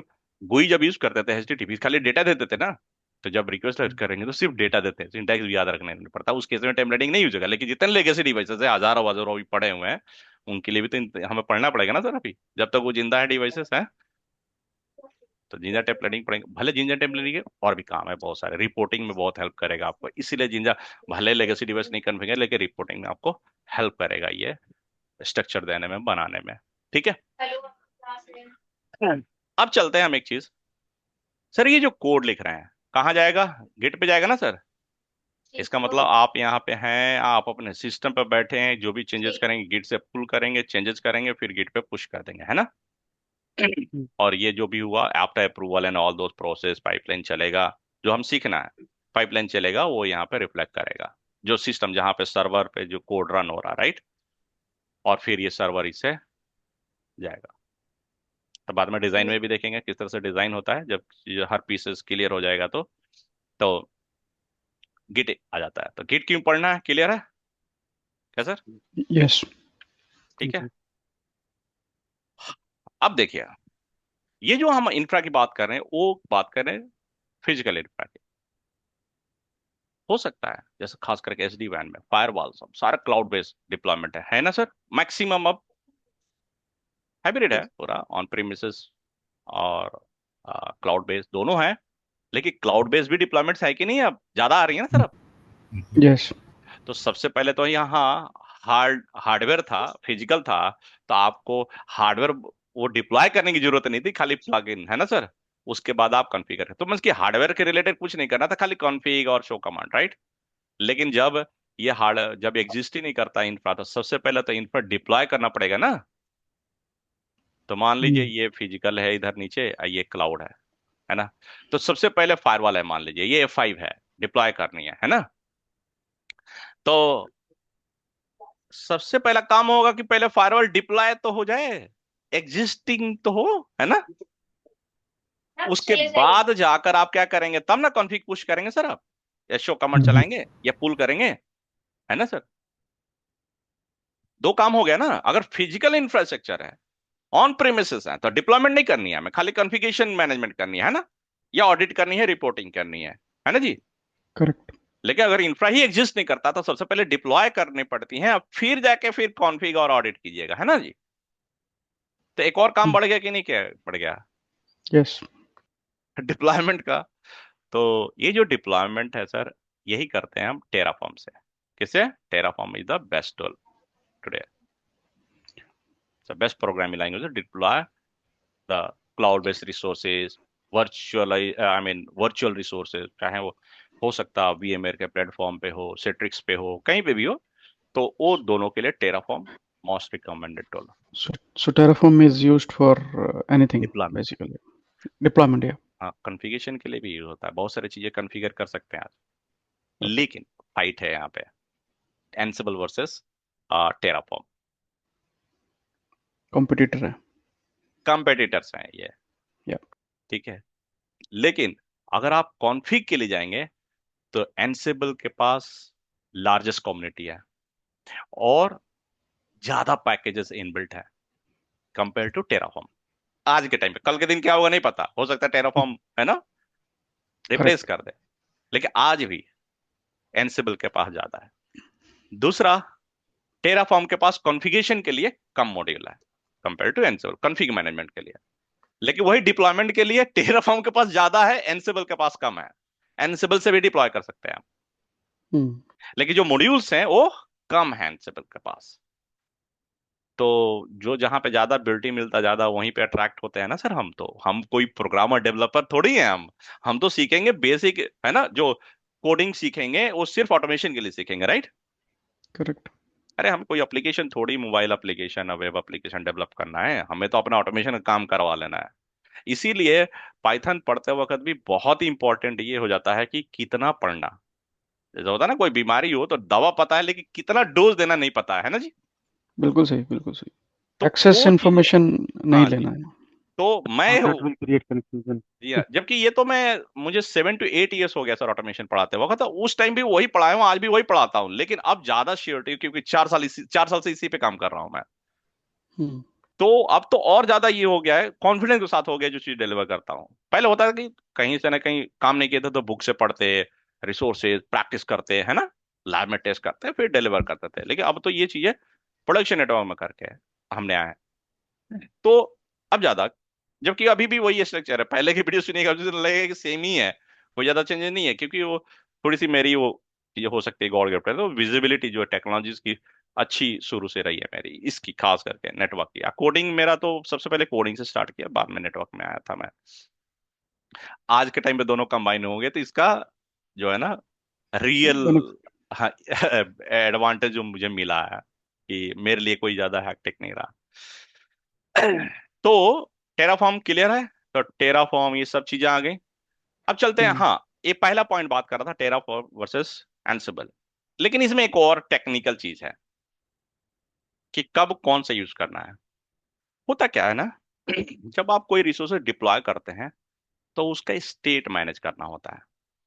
स्टेट क्या? कि मेरे पास वो जो डिप्लॉयड है ना, उसका पूरा स्ट्रक्चर मेरे पास एक फाइल में है। मान लीजिए वो पूरा क्रैश कर गया, पूरा सब खत्म हो गया, नया नेटवर्क बना, वो जो जो रखा हूं मैं कि क्या था मेरा, मीन्स की जो इंटेंडेड कॉन्फ़िगरेशन, जो डिप्लॉयमेंट के जो कोड है वो इंटेंडेड जो है कि ये वहां होना चाहिए, और वो था Correct. पहले लेकिन डिस्ट्रॉय हो गया। दूसरा इन्फ लगा के सिर्फ सेम रन कर दूंगा, सेम चीजें कॉन्फ़िगर हो जाएंगी, तो उसका स्टेट मैनेजर होता है। तो जिसको बोलते हैं कि जो इंफ्रास्ट्रक्चर है वो पूरा कैप्चर किया हुआ है कोड में, उसका पूरा स्टेट, कि वहां पे कौन F5 कितना डिप्लॉयड थे, फायरवॉल्स कितने डिप्लॉयड थे, SD-WAN के एज डिवाइसेस कितने डिप्लॉयड थे, ये पूरा का पूरा स्टेट मैनेज कर रहा। मैं इसकी समझिए कि उसका पूरा डिस्क्रिप्शन है यहाँ पे। कल के दिन वो गायब हो गया, फिर रन करूंगा, फिर वो पूरा डिप्लॉयड हो जाएंगे। मान As a लीजिए backup, as a क्लाउड में, backup है. तो बैकअप है, वो भी पूरा स्टेट मैनेज है, बिट बाय बिट, है ना। मैं इसकी पूरी कुंडली है उसकी इंफ्रा की। Hmm. Hmm. इसलिए टर्म फ्लोट हुआ, infrastructure as a code. समझ में आ रहा? जैसा ये जो इंफ्रा है, इसका ये टेराफॉर्म का जो स्टेट फाइल है ना, ये पूरा रखता है। मान लीजिए पूरा क्लाउड डिप्लॉय पूरा वैनिश्ड हो गया, फिर से रन करूंगा ना मैं टेराफॉर्म, अब बोलूंगा ये स्टेट फाइल यूज करो, फिर से ये जो था पूरा जाके डिप्लॉय कर देगा, तो देखेगा कि है ये, नहीं कर देगा वो। तो टर्म फ्लोट हुआ क्या, infrastructure as a As code. Code. अब ये टर्म समझ में आने लगा, infrastructure as a code. Hmm. Infrastructure as a code mean Great. पूरा इंफ्रास्ट्रक्चर को एज ए कोड मैनेज कर लिया आपने, इंफ्रास्ट्रक्चर गया, फिर कोड रन करो, फिर इंफ्रास्ट्रक्चर रेडी है ना जी। Hmm. तो ये टर्म फ्लोट होता है सर, इंफ्रास्ट्रक्चर कोड। लेकिन जब डिप्लॉयमेंट करते हैं ना, तो इसके रिसोर्स, इसको आपका स्टेट मैनेज करना 99% आपको चाहिए, करना पड़ता है, और हर वेंडर को चाहिए, हर कंपनी कस्टमर को चाहिए होता है। इंफ्रास्ट्रक्चर कोड इसीलिए आता है, टेराफॉर्म के साथ ज्यादा यूज होता है। लेकिन जब सिस्टम डिप्लॉय हो गया, उस पर वीप जो है ना कॉन्फ़िगर होना है, मान लीजिए F5 है तो, फायरवॉल है तो पॉलिसी कॉन्फ़िगर करनी है, ये कॉन्फ़िगरेशन पार्ट बहुत ज्यादा होता है, बहुत ही जो है ना डाइवर्सिफाइड है ना। जैसे राउटर पे ही ले लो आप, BGP कॉन्फ़िगर करने का सिंटैक्स है, इंटरफेस कॉन्फ़िगर करने का सिंटैक्स है, सब अलग अलग है कि नहीं, बहुत डाइवर्सिटी है कि नहीं है सर? Correct. तो इसका जो है ना स्टेट मैनेज करना रिक्वायर्ड नहीं होता है। हम कॉन्फ़िगरेशन का स्टेट फाइल नहीं करते हैं मेंटेन, हमें नहीं चाहिए होता है। क्यों? वो तो बैकअप में ऐसी है, मेरे पास क्या है, मेरे पास है ना जी, है कि नहीं सर? Yeah. बैकअप में है। तो स्टेट फाइल मैनेज नहीं करना होता है हमारे पास, जब हम कॉन्फ़िगरेशन मैनेजमेंट करते हैं। डिप्लॉयमेंट के टाइम चाहिए, पूरा स्टेट मैनेज करते हैं, कॉन्फ़िगरेशन टाइम नहीं चाहिए होता है। तो अब बताओ, technically Terraform is a stateful kind of thing. Terraform manages a state. It That is the maintains edge. the state, not Ansible. Ansible is not having this feature to manage the state of the configuration. तो deployment के time कौन prefer करेंगे फिर? Terraform. Yes. Terraform. Terraform. और वही configuration के time एनसिबल। Ansible. Ansible. तो ये क्लैरिटी थोड़ी बहुत आ रही है। ये तो जस्ट आज फर्स्ट सेशन है, मैं सोचा कि पूरा बता दूं क्या पढ़ना है हमें, पूरा रोड मैप में क्या है ना सर? Hmm. ठीक है। Just Siddiqui, one question. Terraform also manages version like Ansible do with Git or नहीं not? नहीं, ये वर्जन अलग है, ये तो कोड Hmm. वर्जन जो कोई चेंजेस कर रहे हैं तो। Correct. ठीक है, वहां पे फिर जो डिप्लॉय करना उसका रिलीज बनाता है, रिलीज प्रोसेस है। उसके बाद ये टेराफॉर्म का अपना स्टेट फाइल होता है, ये अलग है वर्जन इसका। अब हाँ, स्टेट फाइल का भी वर्जन, ये भी हम गिट में रख सकते हैं, एक्चुअली इसके भी गिट में भी रख सकते हैं, या आप S3 बकेट में रख सकते हैं, कहीं बहुत सारे जगह है। आप शेयर पॉइंट पे रख सकते हैं जो स्टेट फाइल है। और Okay. यूजुअली ये जहाँ कोड रहता है वहां नहीं रहता है, ये डिफरेंट जगह रखते हैं, ताकि और कोई कंप्रोमाइज ना कर ले, काफी सिक्योर रखते हैं हम उस चीज को। Correct. ठीक है। Correct. तो हाँ, वो भी स्टेट फाइल भी जितना बार बनेगा वो भी वर्जन कंट्रोल होगा, कर सकता है, यहाँ पे गिट पे सर रखता है। ये जो टेराफॉर्म है इसके भी टेम्पलेट्स हम रेडी रख सकते हैं। लेट्स अज्यूम एक कहीं नया सेटअप करना है, फायरवॉल डिप्लॉय करना है, F5 डिप्लॉय करना है, या बकेट्स क्रिएट करनी है, can we save a set of template? बिल्कुल सर, बिल्कुल वही करते ही हैं हम। अच्छा। हम डेटा पार्ट को हमेशा अलग रखते हैं, हम्म, पूरा अलग रखते। डेटा तो कभी हम स्क्रिप्ट में या किसी भी कोड में, चाहे टेराफॉर्म का Ansible, हम रखते ही नहीं है, हम अलग रखते हैं। अब मान लीजिए अगर रखते तो क्या होता है, अगर स्क्रिप्ट में ये डेटा रखते तो क्या होता सर? 1,000 डिवाइस, मान लीजिए एक ही इधर लीजिए, उनके कॉन्फ़िगरेशन डेटा कितना होगा? खास करके बीजीपी कॉन्फ़िगरेशन, नेबर आईपी, सब ये अलग अलग होगा कि नहीं होगा सर? बहुत करेक्ट। सारे राइट। कॉमन होगा जो गोल्डन, जो कॉन्फ़िग मोड में आते हैं, जैसा डीएनएस, एनटीपी, ये कॉमन होता है। आईपी हो ग्लोबल सकता है हजार टेम्पलेट। पे। लेकिन जो प्रोटोकॉल कॉन्फ़िगरेशन है, इंटरफेस कर, वो तो सब अलग अलग होता है ना सर। तो अब मान लीजिए डेटा कितना बड़ा होगा sir? Number of pages, right? Right. अब मान लीजिए उस डेटा को मैं इसी स्क्रिप्ट के अंदर रखता, तो ये स्क्रिप्ट कितना बड़ा दिखता है। तो इसीलिए हम डेटा को अलग कर देते हैं। और यहीं पे टॉपिक पढ़ेंगे फाइल, पाइथन में पढ़ेंगे फाइल, कि फाइल को कैसा रीड करते हैं ऑटोमेशन में। टॉपिक इसी रिलेटेड आ जाती हैं, राइट? तो टेराफॉर्म वर्सेस एंसिबल हो गया। अब चलते हैं पाइथन वर्सेस एंसिबल, है ना सर? हम्म, पाइथन कैसा है? जैसा मैं बोला कि आपको आ, और एंसिबल में कंपेयर करेंगे, तो एंसिबल जो है रेडी टू मूव होम, पूरा सोफा वोफा सब चीज लगा हुआ है। अब पाइथन जो है फ्लैट, रेडी फ्लैट है, उसमें कुछ सोफा वोफा नहीं है, कोई डेकोरेशन नहीं, कुछ नहीं है, है ना सर?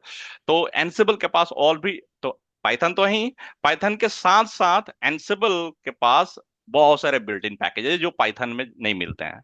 पाइथन के भी अपने पैकेजेस हैं, लेकिन जैसा खिड़की हो गया, है ना, वॉशरूम हो गया, ये सब पैकेजेस हैं इस तरह से। लेकिन एनसेबल के पास वो पूरा डेकोरेशन के लिए है पैकेजेस, एक लेमन स्टाइल में मैंने आपको बताया। लेकिन एनसेबल के पास बहुत सारे हैं, लेकिन सर जरूरी नहीं होता है कि जो आप काम करने जा रहे हैं उसके लिए हो अवेलेबल। जैसे for example legacy network devices के लिए एनसेबल में, नेटमिको, ये सब के लिए जो है ना, भरमार के पैकेजेस हैं। एसडी वैन आ जाओ, सिस्को एसडी वैन ले लो। एनसिबल के मॉड्यूल अब आना शुरू हुए हैं थोड़ा बहुत।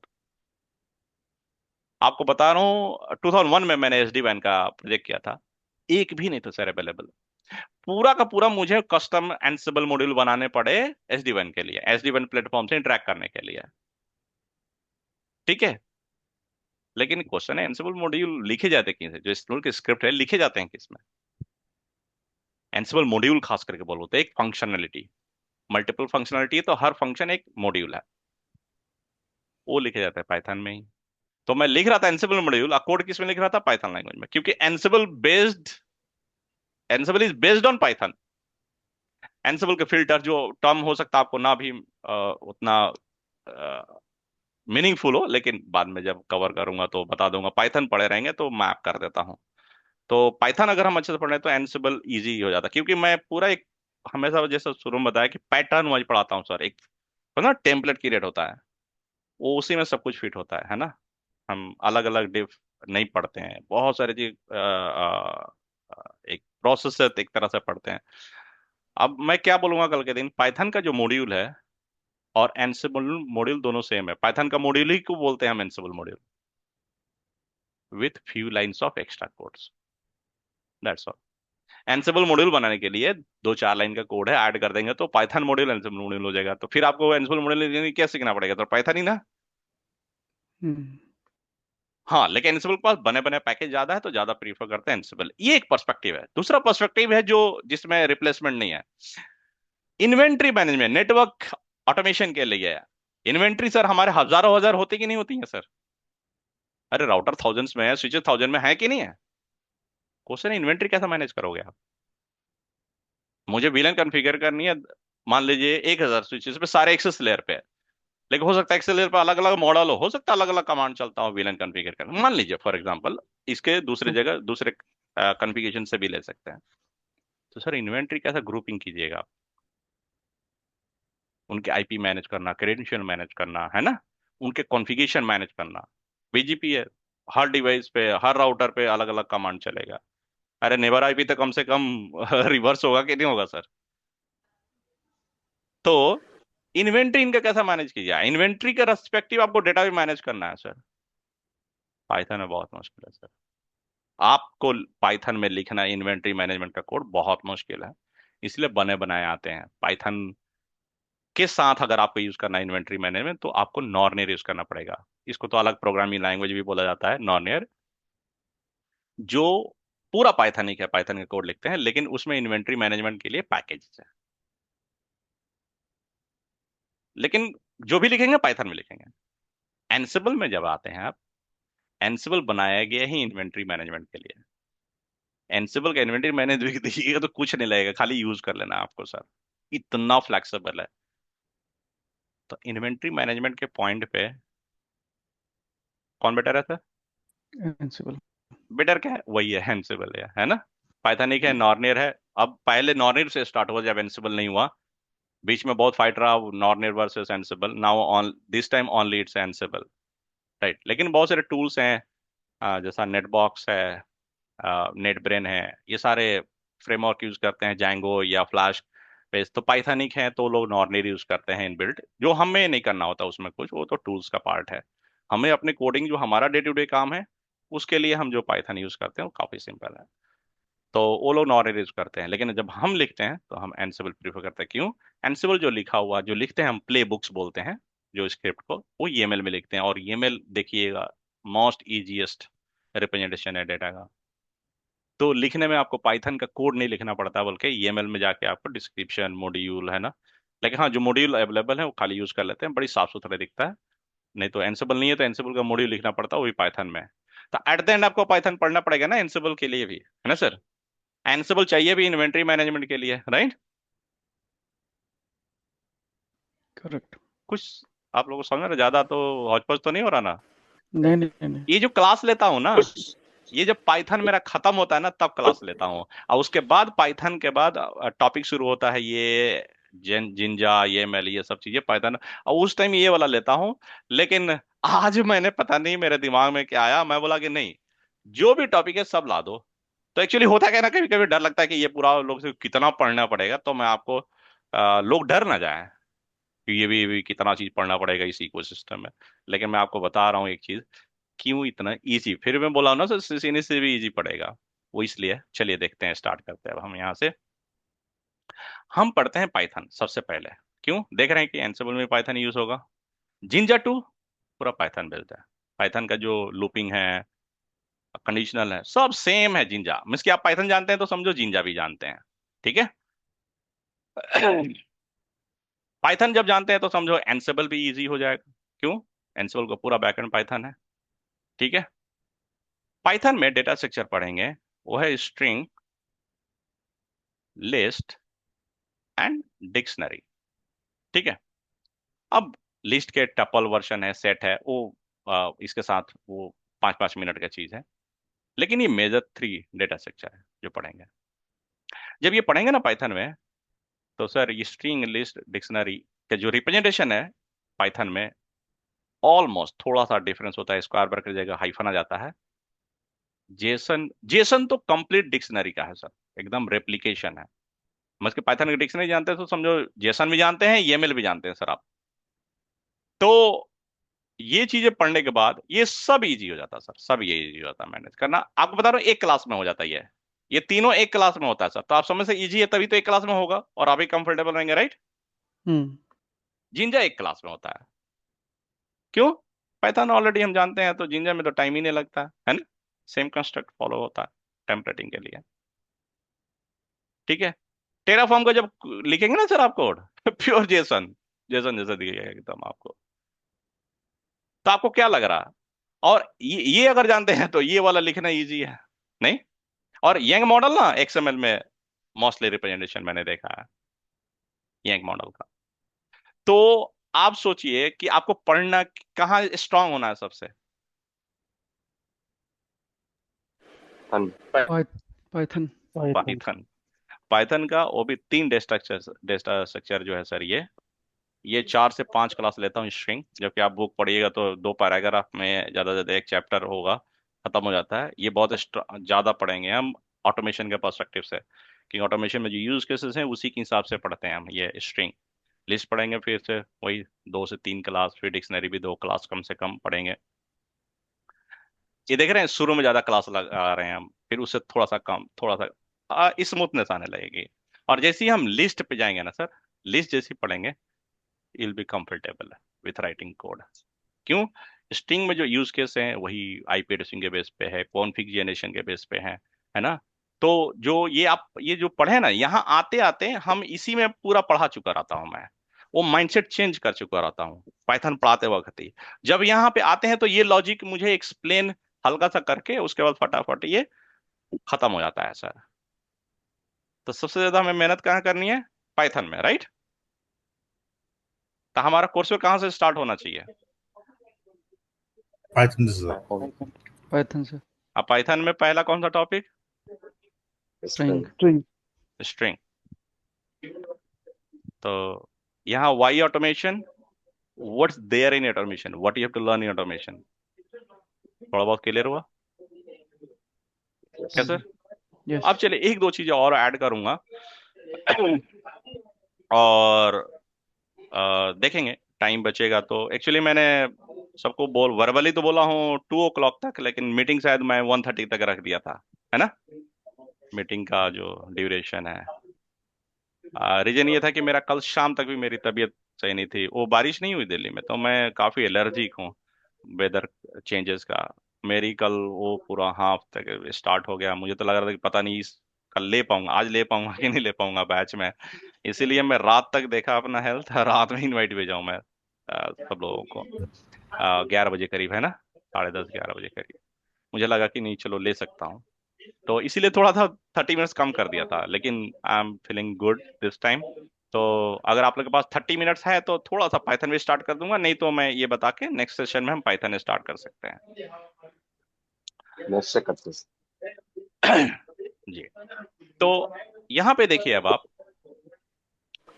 ये जो स्क्रिप्ट्स हैं, थोड़ा सा और इंडिकेशन देखिए, ये चीजें थोड़ी सी हौच पौच दिखने लगती है, लेकिन आप स्टार्ट किए हैं तो आपको मुझे लग रहा है कि ज्यादा दिक्कत नहीं चाहिए। ये जो चेंजेस हैं, इसमें कुछ भी चेंजेस करना है तो ये फाइल कहाँ आनी पड़ेगी? पाइथन स्क्रिप्ट में ही, राइट? अब देखिए, मान लीजिए एक वीलन ये बीजीपी कॉन्फ़िगर करना है, तो एक यहाँ पे एक यूजर इंटरफेस का टूल होना चाहिए, चाहे कोई वेब डेवलपर रख के कंपनी। ऑटोमेशन टीम में एक वेब डेवलपर भी होते हैं सर, याद रखिएगा। ऑटोमेशन टीम में बहुत सारे भी ऑटोमेशन के अंदर डोमेन हो जाता है। हमारा जो काम है हम करते हैं, आज जो जैसा ये पाइथन स्क्रिप्ट रन होना, कहाँ रन होगा सर? कोई सर्वर पे होगा। बहुत सारे लोग, बड़ी बड़ी कंपनियों की बात कर रहा हूँ सर, इतना देसी स्टाइल में मैनेज कर रहे हैं ये लोग ऑटोमेशन, और मैं बता रहा हूँ कि बहुत मुश्किल हो जाता है ट्रांजिशन करना। अब पता नहीं वो क्यों नहीं करते हैं, आई डोंट नो, कि उनके पास कोई स्किल सेट्स नहीं है, होता ना, लोग उस तरह के नहीं है, क्योंकि ऑटोमेशन ऐसा कोई ज्यादा पुराना भी नहीं है कि लोग एक्सपीरियंस आएंगे, राइट? मुझे लग रहा है कि I am very lucky sir कि this time I am having 4 years of experience hands on on in automation. ठीक है सर, आपको बता रहा हूं मैं इंटरव्यूज की बात करूं अगर मैं, तो मेरे पास, मैं इंटरव्यू मेरा हुआ, ठीक है, जो ऑटोमेशन पे जो क्वेश्चंस आए, जो चीजें हो गई, मैंने पैकेज मांगा अपनी, तो मेरी पैकेज थोड़ी सी प्लस है। लोग एक एक महीने के बाद अभी कॉल कर रहे हैं सर फिर से, क्यों? उनको बंदा मिला नहीं। मैं यही नहीं सोचा कि सर मेरे भाई 1 महीने के बाद कॉल आ रहा, और भी 3 4 कंपनी से कॉल आई सर मुझे, एक तो 1.5 महीने के बाद कॉल आई सर परसों, कि सर कैन यू कंटिन्यू और do you have any other offer letter, है ना? तो मैं क्या सोचा कि यार ये तो इनको बंदे को, इन लोगों को बंदा नहीं मिला कोई, कंपेरेटिवली कंपेयर ही करते होंगे ना सर, है ना, कि यार वो बंदा ठीक था। तो मैं भी कॉन्फिडेंट रहता हूँ, क्योंकि सर जब ऑटोमेशन स्टार्ट हुआ तो मैंने पढ़ाना शुरू किया 7 to 8 years पहले, है ना, तो वहां तो ग्रिप थी ही, मुझे हो गई थी, प्लस काम किया। सर अब हम जो बात करते हैं, हमारी लैंग्वेज भी अलग है ऑटोमेशन में, तो बंदे अब आएंगे, उनको ना एक्सपीरियंस होगा सर, है कि नहीं? जैसा आप लोग कर रहे हैं, अब आप ऑटोमेशन शुरू करेंगे तो फिर 3 4 साल में जाके आपको प्रोडक्शन में ग्रिप मिलेगा, कॉन्सेप्ट तो क्लियर हो जाएगा एक कोर्स वेयर से ही। नहीं, तो ये बहुत एडवांटेज है सर, क्रीमी लेयर सर। अब ये क्रीम जो आपको मार्केट से पैसे लेनी है सर, आपको जल्दी करना पड़ेगा, नहीं तो सर ये भी कॉमन हो गया तो सर फिर पैसे इस पे नहीं मिलेंगे। स्किल तो रिक्वायर्ड है सर, मस्ट है। आप देखिए किसी भी इंटरव्यू में, आप भले राउटिंग स्विचिंग में जाए, डिलीवरी टीम में जाए, इंजीनियरिंग टीम में जाए, ऑटोमेशन तो मांग ही रहे हैं सर, है ना? तो चाहे आर्किटेक्ट लेवल पे जाएं, आप भले नेटवर्क आर्किटेक्ट, लेकिन अब ऑटोमेशन आपको आनी चाहिए, ताकि डिजाइन भी अब ऑटोमेशन के हिसाब से करनी है ना सर आपको, कि ऑटोमेशन में क्या रिक्वायरमेंट रहता है उसी के हिसाब से आपका नेटवर्क डिजाइन करनी है। आप पहले जैसा लेगेसी टाइप का, आप लेगेसी बोलने लगे कि लेगेसी डिजाइन है ये, क्योंकि ऑटोमेशन इस पे ज्यादा फ्लेक्सिबल नहीं है। ऑटोमेशन कर सकते हैं, इफ एन एल्स ज्यादा आता सर, है ना, बहुत ज्यादा कोड लेंदी होता, काफी हेक्टिक होता है, इसलिए डिजाइन भी अच्छी होनी चाहिए। मैनेजर लेवल पे आप हैं, तो सर जब प्रोजेक्ट कोई बात हो रही है ऑटोमेशन के रिलेटेड, तो आपको समझ में तो आना चाहिए कम से कम क्या बातें हो रही हैं, है कि नहीं? तो जो मैनेजर लेवल पे है उनको भी एक हाई लेवल स्किल्स चाहिए ऑटोमेशन की। हर लेवल प्रोडक्ट ओनर को तो सर होनी ही होनी चाहिए, है ना? तो हर आप रोल्स पे देखेंगे ये रिक्वायर्ड है, और इस टाइम पैसे मिल रहे हैं सर। आपको रियली बता रहा हूँ, हो सकता है कल के दिन मुझे भी उतने पैसे नहीं मिले, नहीं मिले, आई एम नॉट गारंटेड, लेकिन सर आज तो पैसे है, ठीक है? और पैसे देना पड़ रहा है लोगों को, क्योंकि रिसोर्सेज नहीं है। तो इस तरह का भी का मार्केट ट्रेंड है। और एक चीज मैंने चेंजेस देखा, मैं ट्राई कर रहा था जो इंटरव्यू का, मार्केट ट्रेंड मुझे पता चला कि काफी डिमांड है सर अभी। लेकिन हाँ, वो अगर नोटिस पीरियड आप 3 मंथ दिखा रहे हैं तो सर नहीं आएंगे कॉल। खाली एक बार ट्राई करने के लिए 0 to 15 डेज कर दो आप नौकरी पे, तब देखो सर कॉल। तो आप लोग भी जानते होंगे, खैर ये सब बताने की चीज नहीं है। लेकिन हाँ, अभी अभी भी बोल सकता हूँ कि क्रीम लेयर का जॉब है सर। और ऑटोमेशन का सबसे बड़ा जो रॉयल्टी का जॉब होता है सर, इसमें वो शिफ्ट का टेंशन नहीं है पहले। क्यों? कोडिंग है, मैं तो अपने जनरल आवर में कर सकता हूँ, बस थोड़ा ओवरलैपिंग होती है कस्टमर के साथ, 2 आवर्स की ओवरलैपिंग काफी होती है, सबको पता है। तो आपको ना जगने की जरूरत है। और एक चीज बताइए, ऑटोमेशन फेल भी हो गया तो सर मैन्युअली कोई कर सकता है ना सर, आपको रात भर जगने की, 3 बार जगने की जरूरत थोड़ी है। हाँ, कभी कभी पड़ती है, जैसे रिपोर्टिंग है, कुछ फेल हो गया, आपको रिपोर्ट चाहिए अर्जेंट वो डिसीजन लेने के लिए, तो उस टाइम ऑटोमेटिक कोड लिख दो। और आज के अभी चैट जीपीटी की जमाना है, एआई के जमाना है, कोड भी लिखना उतना नहीं हो गया, बस आपको वो लॉजिक्स होनी चाहिए, थॉट्स होनी चाहिए, कस्टमाइज कर सको। Sir writing new code is much easier than customization, याद रखिएगा। तो कस्टमाइजेशन के लिए भी आपको स्किल्स नहीं है तो नहीं कर पाएंगे आप। तो खैर, एआई से कोड लीजिए, चेपिए, कस्टमाइज कीजिए अपने रिक्वायरमेंट के हिसाब से और रन कीजिए, हो जा रहा, कोड भी ज्यादा लिखना नहीं पड़ रहा। तो ये दौर है सर इस टाइम का, राइट? चलिए, तो ये आप यूजर इंटरफेस ले रहे हैं, तो हो सकता है कि ये आपका कौन सा हो, कोई वेब बेस्ड टूल हो आपकी कंपनी में जहां से यूजर इंटरफेस काम कर रहा हो। ये बहुत सारे टूल्स हैं, जैसा सर्विस नाउ है, जीरा है ना? आप वहां से यूजर रिक्वेस्ट सबमिट कर सकते हैं कि बीजीपी कॉन्फ़िगर करना है। बीजीपी कॉन्फ़िगर करने के लिए जैसे रिक्वेस्ट डाल तो पूछेगा फॉर्म में कि डिवाइस कौन सा, डिवाइस सेलेक्ट करो, और या मल्टीपल डिवाइस है तो मल्टीपल डिवाइस, वो कॉन्फ़िगरेशन के हिसाब से। और डिवाइस ले लो और एएस नंबर बताओ। यहाँ से राउटर बीजीपी थोड़ी पूछेगा, खाली ऑटोमेशन नंबर पूछेगा। मान लीजिए रिक्वेस्ट सबमिट हुआ फॉर एग्जाम्पल, तो ये जैसे ही सबमिट हुआ, ये ऑटोमेशन सिस्टम ट्रिगर होना चाहिए कि नहीं होना चाहिए सर? होना चाहिए ना सर? ये स्क्रिप्ट रन होना चाहिए ना? Yes. ये आप लोग थक गए लग रहा मेरे से पहले। राइट सर समझ में आ रहा है कुछ आप लोगों को? तो क्लियर। क्लियर? तो बोलते भी रहिएगा, नहीं तो यहाँ पे देखिएगा, तो ये सबमिट होता है, ये ट्रिगर होना चाहिए, राइट? ये बिल्कुल। राइट और एक और चीज है कि जब ये ट्रिगर्ड हो तो ये जो इन्फॉर्मेशन है, जो ये रिक्वेस्ट नंबर है, वो भी पता होना चाहिए, ये आ जाना चाहिए इस स्क्रिप्ट में, ताकि कल के दिन सब हो गया तो मैं उसको अपडेट कर दूं। क्या बोलते हैं आप लोग? हम्म, राइट अरे रिक्वेस्ट को अपडेट करोगे भाई, तुम्हारा काम हो गया, क्लोज भी कर दूं, है ना? ये हाँ, वो एक एक्नॉलेजमेंट जाना चाहिए कि वो है कि हो नहीं? गया डन। तो यहाँ पे भी हो सकता है, यूजर रिक्वेस्ट सबमिट करे तो अप्रूवल प्रोसेस यहाँ भी हो सकता है, कस्टमर अप्रूवल हो सकता है एसएमए अप्रूवल हो, है ना जी? Hmm. राइट? तो यहाँ पे कस्टमर बेस ज्यादा अप्रूवल होते हैं, जब ये आता है गिट पे जाता है ना, तब जाके एसएमई बेस अप्रूवल होता है सर। सो है प्लेसेस, बाद में डिस्कस करेंगे चीजें। एनीवे, रिक्वेस्ट सबमिट हुआ, ये ट्रिगर्ड होना चाहिए। ट्रिगर्ड होके एक चीज बताइए, बीजीपी कॉन्फ़िगर करने से पहले इसको प्री चेक कर लेना चाहिए ना कि कौन कौन से नेबरशिप है ना सर? Correct. कुछ राइट ऑपरेशनल डेटा का डेटा पुल करके उसको स्टोर कर लेना चाहिए। उसके बाद चेंजेस करने के बाद फिर पोस्ट चेक करें, क्या सर? हम्म, कि भाई वो चेंज हुआ कि नहीं हुआ। उसके बाद फिर नेबरशिप चेक चेक कर ले कि नेबरशिप आप आए कि नहीं आए, है ना सर? ये और थोड़ा सा टाइम वहां पे स्लिप और भी दे, क्योंकि बीजेपी नेबर जल्दी आप नहीं आते राइट? हम्म, तो वो फिर वो टेक्नोलॉजी तो सर, टेक्नोलॉजी की स्किल्स वैसी ही चाहिए। ऑटोमेशन ये नहीं कि ऑटोमेशन अलग फील्ड है सर, ऑटोमेशन अलग फील्ड नहीं है, अभी ऑटोमेशन की टीम अलग है, लेकिन स्किल्स वही चलना चाहिए। You have to be network engineer first before becoming automation engineer, इतना याद रखिएगा, है ना? राइट तो इसीलिए ऑटोमेशन का जब आप रोल के लिए होगा आपका इंटरव्यू, तो उसमें नेटवर्क के भी क्वेश्चन पूछे जाते हैं सर, है ना? जो आप प्लेटफॉर्म से आते हो हम्म, काम करके, प्लस हाँ उसके कम पूछे जाते हैं, हाई लेवल पे पूछे जाते हैं, ऑटोमेशन में थोड़ा सा डेप्थ पूछे जाते हैं। तो उसके लिए भी सब ये प्रिपेयर हो जाता है साथ में, कॉन्सेप्ट ये सब पढ़ेंगे, कोई भी कुछ पूछे तो हम बता सके, है ना सर? तो ये ट्रिगर हुआ। उसके बाद एक चीज हो सकता है कि थोड़े से यूज केसेस में मान लीजिए कि आईओएस अपग्रेड कर रहे हैं आप, रिक्वेस्ट डाला है, ये इमेज हमें डालनी है, इस डिवाइस पे डालनी है ना। हम्म। तो रिक्वेस्ट आएगा तो ऑटोमेशन स्क्रिप्ट किसका होगा? आईओएस अपग्रेड आइए करने का। अपडेट का। यस। तो उसमें क्या चाहिए? पूरा प्री चेक करे पहले, राइट? प्री हाँ चेक में फिर क्या फिर। होगा? मेमोरी मेमोरी है कि नहीं हम्म, अवेलेबल हाँ। उसके साइज के हिसाब से, राइट?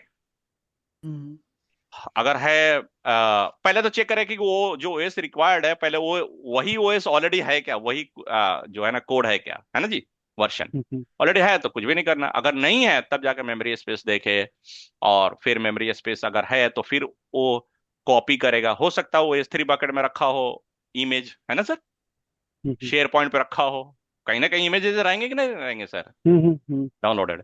फिर वहां से वो कॉपी करेगा कहाँ पे? सर्वर पे। फिर यहां से ये कॉपी करेगा यहाँ पे, है ना सर, correct. क्योंकि ये तो सर्वरलेस है ना S3 बकेट।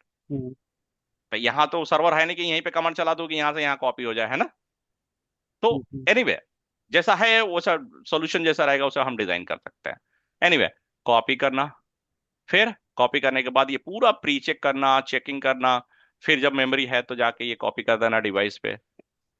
फिर रिबूट मारेगा ना सर, रिबूट मार के फिर जाके बाद में उसको थोड़ा सा गैप देके, स्लिप टाइम देके, फिर जाके चेक करेगा, पिंग कर लगा दे कि पिंग अप आ जाए तो समझो कि डिवाइस अप आ गया, है ना सर। हम्म। पिंग आ गया, एक बार एसएसएस भी ट्राई कर ले, ये सब चेकिंग होता है, बहुत सारे जो सब चीज कर लेते हैं सर हम यहाँ पे।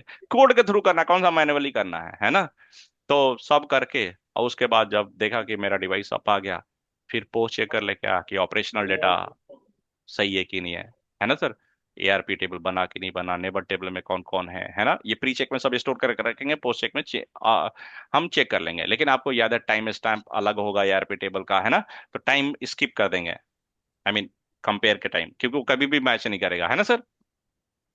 तो बहुत सारी चीजें यहाँ पे आ जाती हैं, लेकिन जो आप मैनुअली करते हैं वही कोड के थ्रू करना होता है। बाद में जाके जब ये रिबूट हो गया तो इसका स्टेटस जरा वहां पे भी देख लो, आप मॉनिटरिंग टूल में भी देख लो, हो सकता है कोई मॉनिटरिंग टूल हो, वायरशार्क हो, आपको स्प्लंक में हो सकता है आपका, खास करके फायरवॉल के लिए, सिक्योरिटी के लिए स्प्लंक ज्यादा यूज करते हैं हम। और या हो सकता है लॉजिक मॉनिटर हो, है ना। और तो जाके वहां पे भी चेक कर ले कि उसका ऑपरेशनल लॉजिक मॉनिटर में क्या है कि नहीं है आप, है ना। हो सकता है इन्वेंट्री जैसा सर्विस ना हो, खासकर सीएमडीबी, वहां पे ऑपरेशनल स्टेटस उसका क्या है, अगर कोई मैन्युअली चेक चेंज किया है नहीं किया तो। मैं ये कहना चाह रहा हूँ कि ये जो स्क्रिप्ट है ना सर, ये एक स्क्रिप्ट नहीं हो सकता, सेट ऑफ स्क्रिप्ट्स हो, है ना। जो ट्रिगर हो, जब ये हुआ है तो एक स्क्रिप्ट ट्रिगर होगा, फिर दूसरा स्क्रिप्ट होगा, फिर तीसरा होगा, चौथा होगा ना सर। एक एक स्क्रिप्ट हो सकता है एक एक सिस्टम से इंटरेक्ट कर रही हो, है ना सर, पॉसिबिलिटीज। Yes. बिल्कुल। एक चीज बताइए, तो इसका ऑर्डर ऑफ द स्क्रिप्ट जो है, एग्जीक्यूशन है, कौन करेगा ये? हम तो यहाँ करेंगे। पे ये जो सिस्टम होना चाहिए ऐसा होना चाहिए जहाँ पे वर्क फ्लो बना सको आप, है ना। आईओएस अपग्रेड का हिट करेगा, हम्म, फिर पूरा वर्क फ्लो अलग अलग सिस्टम से, है ना, आएगा, इंफॉर्मेशन लेगा, डिसीजन लेगा, और फिर जाके जब सब सक्सेसफुल हो तो जाके लास्ट में ये यूजर को रिक्वेस्ट को अपडेट कर दे वर्क नोट में, और उसे क्लोज भी कर दे, क्या सर। तो आप जानते हैं जो टर्म इसी के लिए फ्लो होता है, ऑर्केस्ट्रेशन सर। ये सिंगल स्क्रिप्ट लिखना बोलते हैं ऑटोमेशन, लेकिन ये जो काम है work flow execution, multiple system integration, इसको बोलते हैं ऑर्केस्ट्रेशन। ऑर्केस्ट्रा क्या होता है सर? ऑर्केस्ट्रा होता है सीक्वेंस ऑफ स्टेप्स, है ना सर। एग्जीक्यूशन होता है जो ऑर्केस्ट्रा, वो जो टर्म फ्लोट हुआ जो बैंड के लिए, यहीं से हुआ ना कि मल्टीपल उसके इंस्ट्रूमेंट्स होते हैं, सिंक होती हैं, है ना, बजती हैं, तो एक आपके पास रिदम आता है और एक राइम आता है ना सर, और म्यूजिक जिसको हम बोलते हैं। तो वैसी यहाँ पे सिस्टम होना चाहिए। तो सर इसी के लिए जो अब ओपन सोर्स है वो है एनसिबल AWX, एनसिबल AWX। ये ओपन सोर्स है कंप्लीटली, कम्युनिटी बेस्ड है ऑर्केस्ट्रेशन टूल, जहाँ पे प्लेबुक एग्जीक्यूट होती हैं। तो इसीलिए सबसे ज्यादा एनसिबल यूज करते हैं हम, और ताकि हम एनसिबल AWX यूज कर लें। तो एनसिबल AWX है, या इसी का है एनसिबल टावर भी है। एनसिबल tower is manage by red hat. तो मैनेज सर्विसेज चाहिए इसका अगर, तो एनसिबल टावर आपको देगा रेड हैट। अगर कम्युनिटी वर्जन चाहिए तो एनसिबल AWX चलाइए, जैसा मैं एनसिबल AWX यूज करता हूँ। बहुत सारे ऑर्गेनाइजेशन एनसिबल एडब्ल्यूएक्स यूज करती हैं, खुद ही मैनेज करती हैं, क्योंकि बड़ा कोई चीज नहीं है मैनेज करना उसको। एक और रेड हैट का ये लाया है एएपी, ऑटोमेशन एनसिबल ऑटोमेशन प्लेटफॉर्म, वही उसी का वर्जन है, अपग्रेडेड वर्जन है, थोड़े से फीचर नहीं थे वो भी ऐड करके नया नाम दे दिया है। तो सर इस कोर्सवेयर में जो मैं बोला था एनसिबल एडब्ल्यूएक्स कहाँ चाहिए आपको, समझ में आया सर? कहाँ गया कैसा? इसमें एनसिबल एडब्ल्यूएक्स था, समझ में आया सर क्यों चाहिए ये वाला, करेक्ट। क्यों डाला? ऑर्केस्ट्रेशन के अजय लिए, अजय म्यूट कर दे यार। ठीक है। और एक चीज बताइए आप कि मैंने एडवर्टीजमेंट करता हूँ जो भी आपको बताता हूँ उसमें क्या लिखता हूँ, automation and orchestration, right sir? Correct. क्योंकि किसी भी ऑर्गेनाइजेशन को जो रियल वैल्यू क्रिएट होता है ऑर्केस्ट्रेशन से होता है सर, जहाँ पे मल्टीपल सिस्टम इंटीग्रेट होती हैं, और that's a real automation I can say. ना कि फुल सिर्फ स्क्रिप्ट इंडिविजुअली रन करना, वो कमांड लाइन से रन करना, मैनुअली रन करना, कहीं से इंटीग्रेशन नहीं है ना, कहीं से हिट हाँ, नहीं करता, तो वो सब वो उसको सर आप चलो स्टार्टिंग पॉइंट मान सकते हैं कि वहां से स्टार्ट करो आप, लेकिन सर बिना ऑर्केस्ट्रेशन का मजा नहीं है फिर। तो ये चीजें हैं। और अब यहाँ पे देखें जैसा यूजर सबमिट किया रिक्वेस्ट, खास करके सर्विस नाउ बड़ी अच्छा टूल है सर ये, अ, अ, जो मैं आप लोग को बताऊंगा, नहीं भी पता होगा तो बताऊंगा, जानते होंगे तो और जल्दी हो जाएगा ये। तो यहाँ पे जैसा ये सबमिट हुआ तो अप्रूवल के लिए जाएगा, राइट? अप्रूवल के लिए जाएगा, अप्रूव होगा तब जाके आगे बढ़ना चाहिए, राइट? तब जाके हिट करे ये। हो सकता है कि यहाँ से कुछ स्टेटस आए, उसके हिसाब से फिर से दोबारा ट्रिगर करना पड़े किसी और वर्कफ्लो को।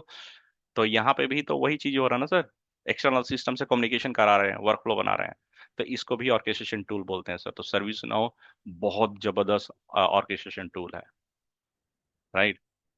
तो क्वेश्चन है कि फिर सर्विस नाउ है तो एनसिबल एडब्ल्यूएस चाहिए कि नहीं चाहिए?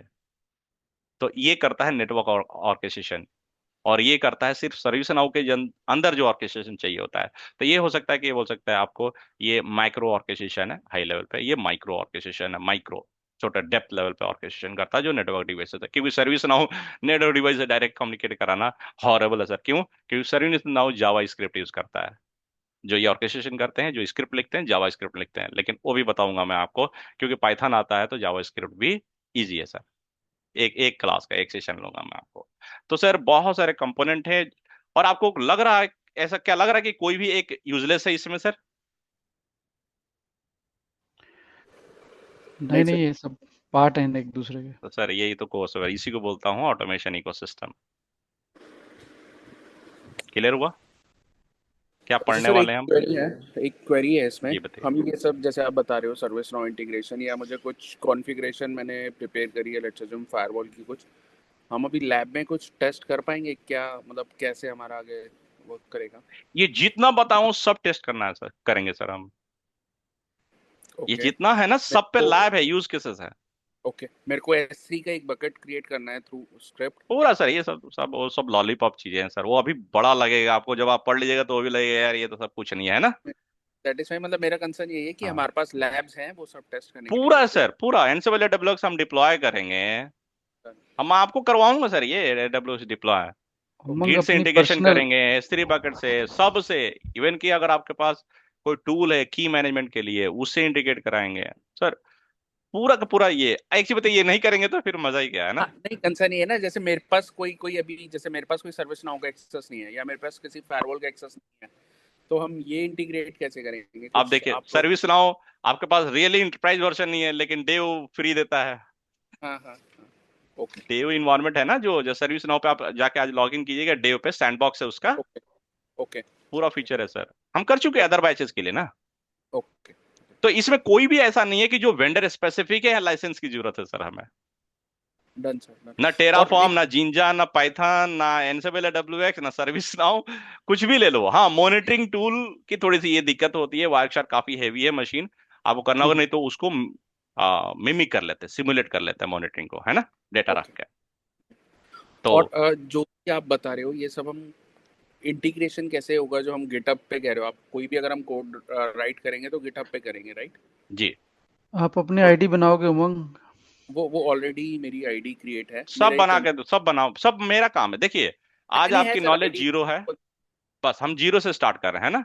हम्म।